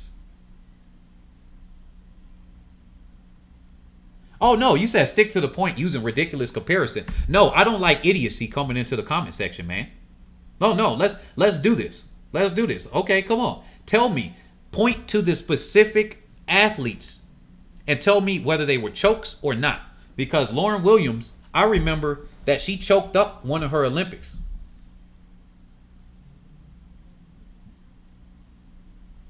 She choked up one of the Olympics. So, okay, Lauren Williams, she didn't do well in Beijing, but she also had a whole bunch of wind behind her. She had a plus 3.0 wind. Matter of fact, let's go. Marion Jones, even though she was drugged up on all types of stuff and she was inflated, she didn't run her fastest time in the U.S. She ran her fastest time on an international track. Let me go back to Lauren Williams here, where she ran her fastest time on... Oh, wait a minute. Is this Lauren Williams? Yeah. So Lauren Williams winded up running this time in Eugene. She did not be able to repeat it at the age of 37. She's going to misfire a couple of times. But here's one time. Here's a result where she actually didn't do her best time internationally in the 100. No, she did not. Now, there's a couple of reasons why for that, but let's look here. Where is her time in Eugene? 100 meters. Are we looking here? Where is her 10.9? Huh? Where the heck is her 10.9 at? Oh, maybe I'm looking at the wrong thing here. Now, here we go. She actually ran her best time in March with an 11:02. Oh, Des Moines, Iowa, 11. She was in a Des Moines, Iowa with an 11 flat with this 1.7 tailwind. And then what did she do? She didn't do that well.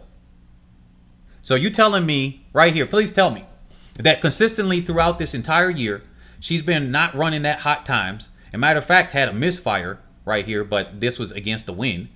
But she hasn't been running that good the entire year. And then you go and tell me that she won internationally after the USA trials or whatever, and then she didn't do that well.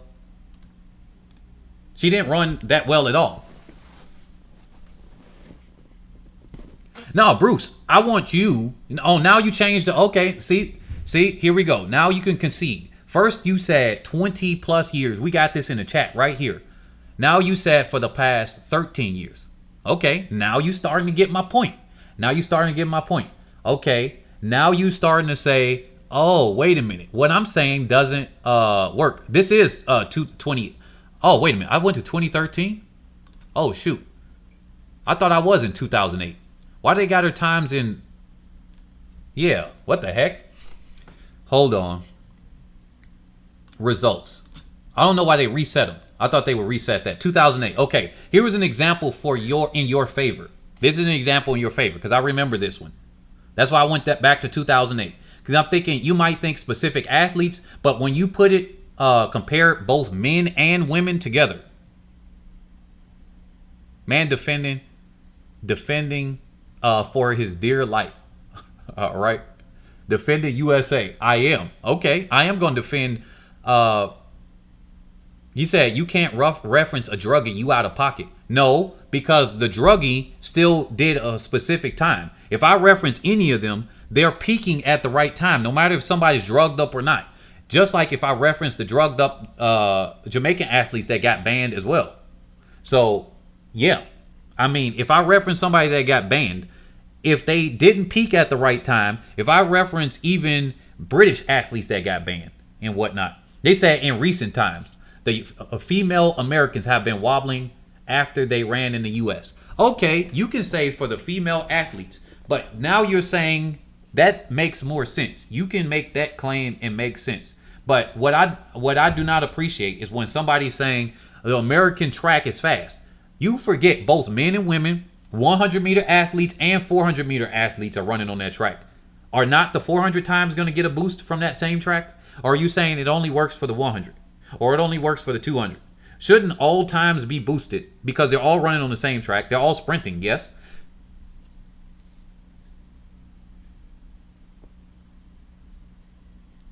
They said Allison Felix ran slower at the Olympics as well in 2012 than she did at the trials. Let me see here. Let's see that. All right. 2012. Let's go. Because I don't believe that. Oh, wait a minute. No, you're wrong. Thank you. We got the proof right here. This is what happens when we got proof. All right, I back up what I say. I put in hours to do the research here. Here it is. Her best time was at London Olympics. Matter of fact, in the final. Let's do this. All right, you just said that she did in 2012. Let's check the facts. I'm struggling to state my point. No, you're wrong. You're just wrong. I'm not about to let somebody come up here and start saying some mess. No. And then when you spread the mess, other people believe it because you said it. They may not do the fact checking. So let's do the fact checking right here. And matter of fact, I still got their pictures up here. Let me take their pictures off. Nope. Here we go. You didn't back me into a corner at all. All right. Here's the times at Hayward Field. Eugene, on that same Eugene track, except for this year, which was the first year. She ran her best time right here, 11:07. 11:07 earlier in New York. Then she ran a little bit faster, 11:01 at London. Her fastest time of the year, in fact, was at London Olympics in the finals where she placed 5th. Please tell me where I'm wrong at. Oops. Oops. Come on. All right.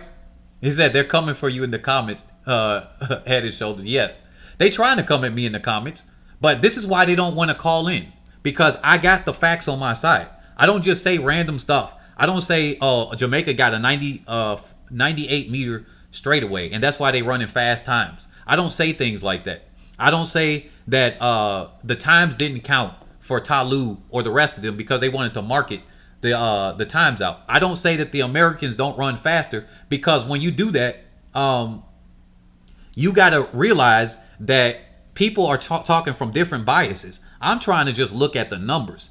Look, guys, I do investing for a living, and so I got to remember the numbers.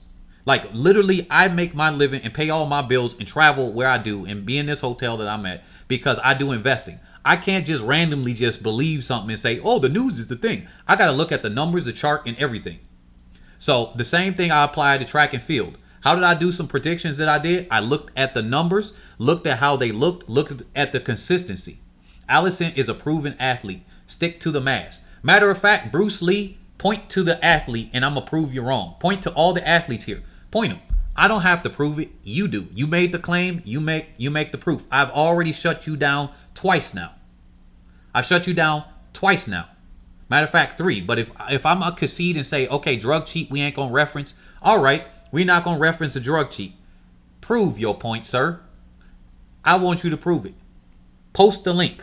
You got your phone or you got your computer, post the link or put the pinpoint the athlete, tell me the year, and I'm going to point out all the other years too.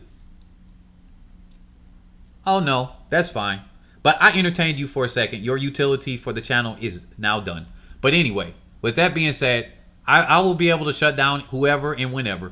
And if you man enough or woman enough that you want to call in and express your point, I'm going to let you talk. And then we're going to bring up the stats here. That's what we're going to do. We're going to have an adult conversation. We're not going to be over here allowing crack pipe smokers to just make claims and then other people believe it because enough people say it. No, we're not going to do that. All right. Now, we might not we might not agree on all things like about who going to win, but there's a difference when you just kind of trash talking people or whole nations on that stuff. Look, dude, try again. Try again. I could point to the men and show that they run faster. Like I said, some athletes, what you guys are seeing are some athletes that are doing bozo the clown things like Ross, Jackson, a couple other Americans in the some of the field events. They're doing bozo the clown things and in our relays, and that's what you're seeing. You seeing them all across the board. British athletes are doing some of the same. One of the British athletes, I think in the 400 hurdles, did a bozo the clown and then or just choked, one of the two things, and did not make it through to the next round. I mean, it's just, those are facts.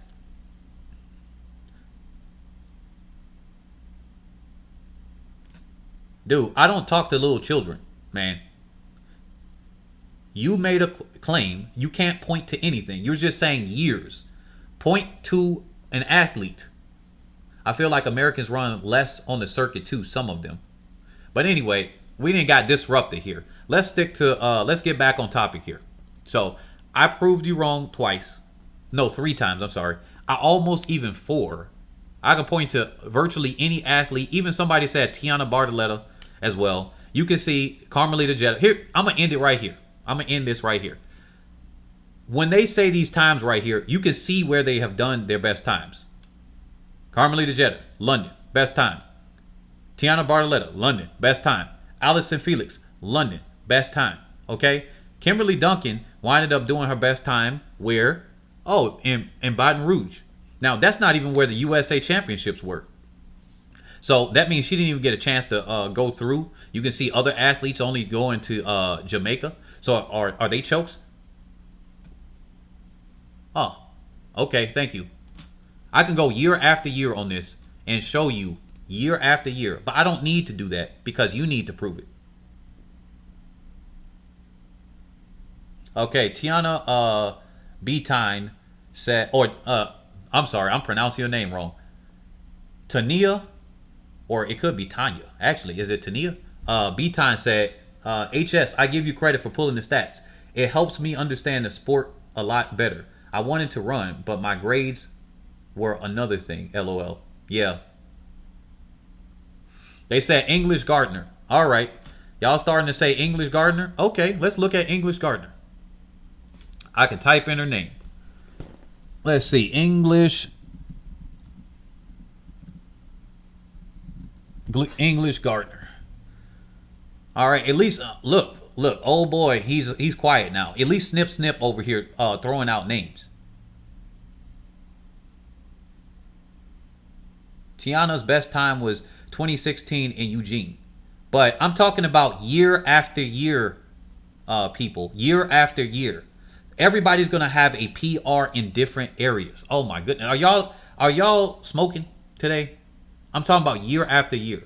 When you get your season best, when you get your when you get the top times of your times, eventually you're going to have a PR and that's it. You're not going to get faster. Sometimes that can be in the US. Sometimes that's going to be in Berlin, just like Usain Bolt. Sometimes that's going to be in different areas.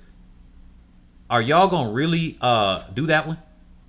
Now, we can see the progression here of where English Gardner was. And we can see where the best times were. We see Eugene on this one in 2016. We see Eugene in another one. Sacramento in the USA. So her best times are typically in the United States. Here's one athlete that does not perform. Now, let me ask you a certain thing here. Now, if most of the athletes, just like her athletes that are here, are running their PRs at the championships and not the USA, right? Now here's the next one. If they're running their best times outside of the United States, would that not add up to her peaking at the wrong time? Or are you going to say Eugene is faster because some athletes run faster there? Let's throw that out. Let's throw it out. They said English runs bad in Europe. I loved English. I wanted her to win so bad. Didn't deliver in the final. English ran 10.74 at the trials in 2016. I don't believe the Americans are slow outside the U.S. The Americans are just inconsistent in major championships in recent times. Shame she didn't make the team. Would have made more sense than Daniels and Oliver. Yeah, that really would have been. I think I would have trusted her more. But unfortunately, things happened the way they were. But yeah. So yeah, when you look at the progression, actually this shows the PRs. So this one happens to be in Italy. Japan and Osaka. She ran her best time of the season there. Right?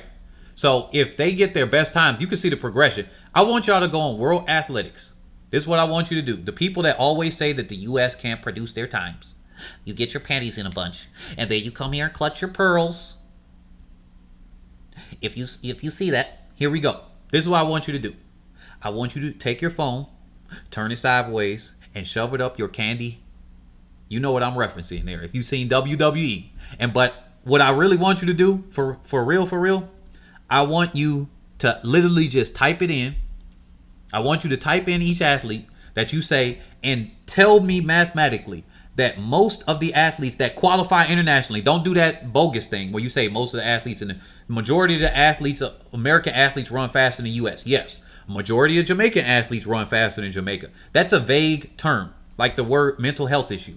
That could mean anything. It could mean I'm so afraid that it affects me. Okay, that's a mental health issue. But it could mean I'm suicidal, right? That's a mental health issue too. So we need to be specific here. Don't use a vague term.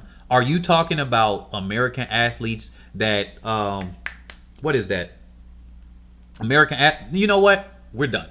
All I got to say is this. Let me move on to the next topic because we stuck on this one for too long. American athletes that qualify internationally. I want you to do the homework on that. I've done my homework already. I can point to virtually any athlete year after year and say their season best, because that's what I'm talking about. Their season best, and some of their best times are going to be outside at these championship rounds. Now, the difference is that the U.S. is competitive here because they're trying to compete and make the teams. The U.S. is unique in certain ways. So that's maybe what you're seeing here too. You see them having to compete and they beat up their body, whereas other nations, they don't really run their fastest times before that. Yeah, you're going to see the U.S. dominate this list right here. Yeah, you're going to see them dominate. Some of them are going to do it earlier in LSU. Some of them are going to do it at Eugene. Some of them are not even going to make Eugene, and they're going to do it at some random place. But year after year, you're going to see some of the best times done outside of that. So that's just what it is. Now, let's see. Big Stepper said, when are you going to go live next? I'm going to do live after every single one of these, every morning now. I'm going to do that after every single one of these days of the Olympics. And then I might start doing regular live streams, but that's only if I start growing the channel more and there's more contributors. Because you know how much money I'm spending on these Wi-Fi hotspots? I got more than one. Because the data gets ate through. I think I just went through 5 or 6 gigabytes doing this live stream here, and each one of them max out at 40. So that's what it is. Man, dude, Bruce, man, good thing my moderators ain't here, because they probably would have kicked you. But you don't really look, dude. At some point, I am gonna do that. But right now, you just kind of entertaining right now. You said majority of Jamaicans run faster outside. All right. What are you talking about? Now I'm going to take your vague term here and say, since you said majority of Jamaicans, man. All right. Let's do it. I'm going to do your logic with you. You said majority of Jamaicans? All right, let's see. Let's see if you're right. Run faster outside. U.S., U.S., U.S. Jamaica, Jamaica. U.S., U.S., U.S. Oh, maybe U.S. is fast. U.S., U.S., U.S. Jamaica. Jamaica, Jamaica. U.S. Yep, there we go. He's going to say that. Jamaica. Whole bunch of Jamaican. A couple U.S. U.S. Jamaica. I'm going to actually put that on there. Mm-hmm. A lot of U.S. Jamaicas. Da-da-da. So the top times on those lists, the best athletes, majority of them are outside. He is correct on that one, where they do it in the United States. When it cuts down to the slower times or the lower tier athletes on this list, it's more Jamaica slightly than the U.S. And as we go lower and lower, it's more and more Jamaica. Now, it is starting to lean toward Jamaica. And I could just do that by eyeballing it. Now, some of these are because these are athletes running for collegiates or for colleges. Some of them, yeah, that's where a decent number of these athletes are. But some of them are because they get better chances to run in the U.S. They got more prize money. It's more track meets specifically this year and everything. They said state the names. They said majority of elite Jamaicans. Well, that's not what he said. That's not what he said. He said majority of Jamaicans. See, I'm taking people at their word. That's what they want to do. USA, a big enough market so Americans can do well out there and still make a living without Europe.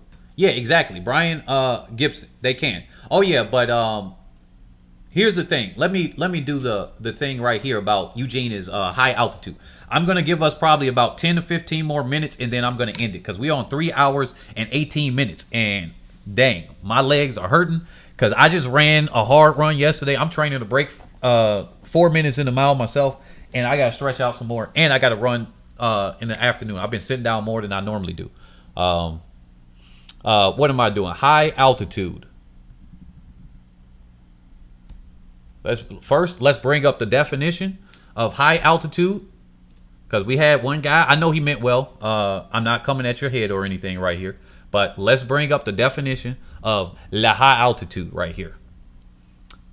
While that's loading up in the background, let me bring up, what is that? University of Oregon. Elevation. Let's do it. Let's do the elevation of University of Oregon. And we about to break this down. All right, here we go.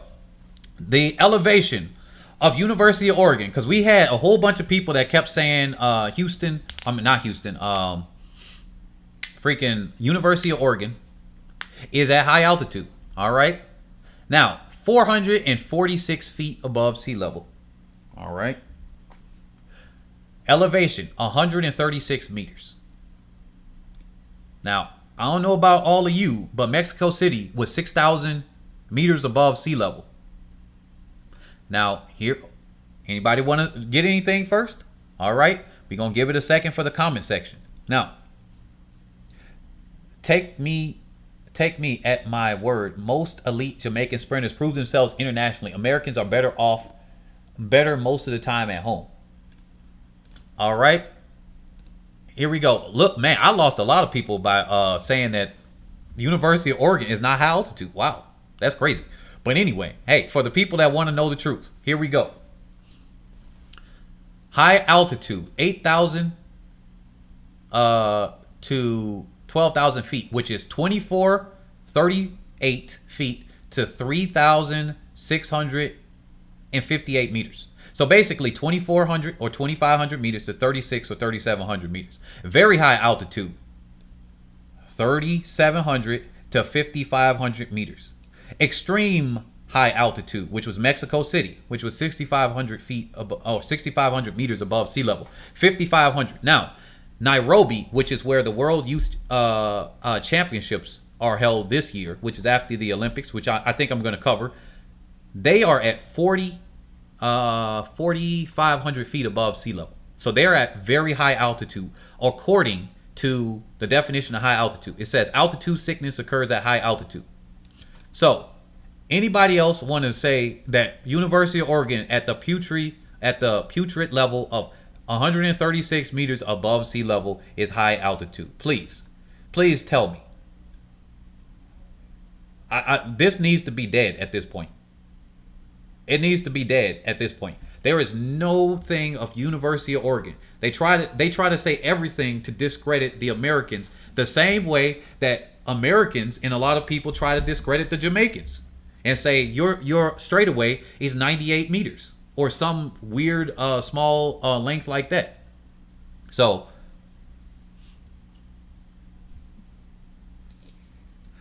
I'll put it this way. It's not that it says the Americans that perform better internationally are the ones who race the Diamond League circuit the most, Conti Tour, and most often. Well, that's partially for two reasons. One is that, okay, we all have jet lag. If you're constantly in your home country, you're used to the time zones there. But your body biologically, and its jet lag is more associated with your metabolism than it is when you wake and sleep. That's why it sometimes takes a few weeks or something like that in order to reset for that. But people don't understand that. So I look at this from a scientific background and everything. So if you don't get yourself together, then and prepare for it, then you're going to have jet lag and you're going to be asleep. For example, no matter what, across the board, at about 4 a.m. in the morning on average, that no matter if you're awake or not, but if your body is equivalent to 4 a.m. in your time zone, your body is going to be at the coolest temperature that it is going to be at during the day. No matter if you wake up during that time, whatever is equivalent to your body's metabolism's version of 4 a.m., if that day you decide to wake up and not go to sleep or try something, your body's going to be cooler no matter what. They said Veronica Campbell-Brown doesn't get enough respect. She's the only woman in Olympic history to defend her 200-meter title. Yeah. So, with that being said, you will see. With that being said, yeah, Veronica Campbell-Brown. Actually, I'm gonna have a video after the Olympics, honoring Veronica Campbell-Brown, honoring Odie, honoring what the heck? Devers. I'm gonna honor all the greats that have come in the past. They didn't come up in a social media age, and a lot of younger people don't actually know about them. So after the Olympics, we have more content that comes on, and then we're gonna have, like I said, we get 10,000 people, we get more contributors and everything that continue to donate and support the channel. We're gonna have this on animated videos, animated race videos, and I mean, we're gonna have it there. And let me put the high altitude right there in the chat so that you guys know. But yeah, that's what that is. So we got about 5 more minutes left on this stream, and then I think it's gonna be about done. Anything else we gonna talk about today? Let's see. I think we covered all of it, but I'll be back on tomorrow at about the same time. So it's gonna be about 8:10 a.m. Central USA time. So whatever it is in your time zone, that's what we're gonna have.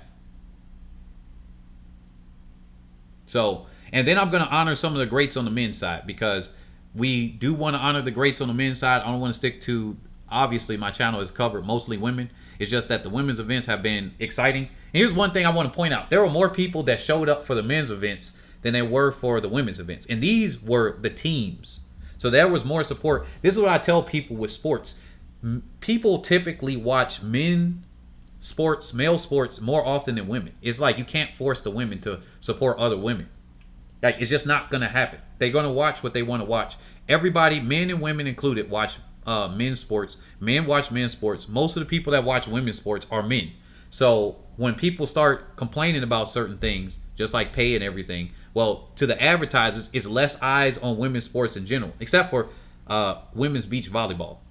So it is what it is. Uh-oh. They said I'm buffering. That means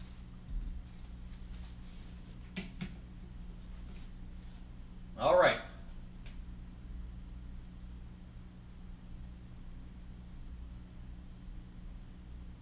All right. Here we go. We're charging up. The buffering is telling us that it's time to go. The buffering is telling us it is. So, yeah, thank you all for coming out. I'd like to thank everybody that has contributed. All right. I think we're all back here. So I like to, this buffering is telling us it's time to go. So I like to thank everybody for contributing to the Cash App, PayPal, and all other forms like cryptocurrencies. Thank you all. Definitely join the Discord. There were people that asked me about the Discord group. So let me put that invite link again. Discord is a way that we chat with each other, and I can also inform you of the new topics that are coming up. So here it is. Right now it is a public group, but eventually you'll be able to topics that are coming up. So here it is. Right now it is a public group, but eventually you'll be able to form the topics in the Discord. You'll be able to continue and chat with people. If you're interested in different ways of increasing your income and stuff, we're going to have videos on that here, but we also have private videos for people. So with that being said, thank you for all your continued support. I'd like to thank everybody that has showed up this morning, afternoon, or evening, wherever you are, and especially that if you catch this on the replay. Like I said, you could definitely play it on 2x speed. We've been here for 3 hours and 30 minutes almost, and wow, that is crazy that we've come out here. So thank you all for coming out, and peace.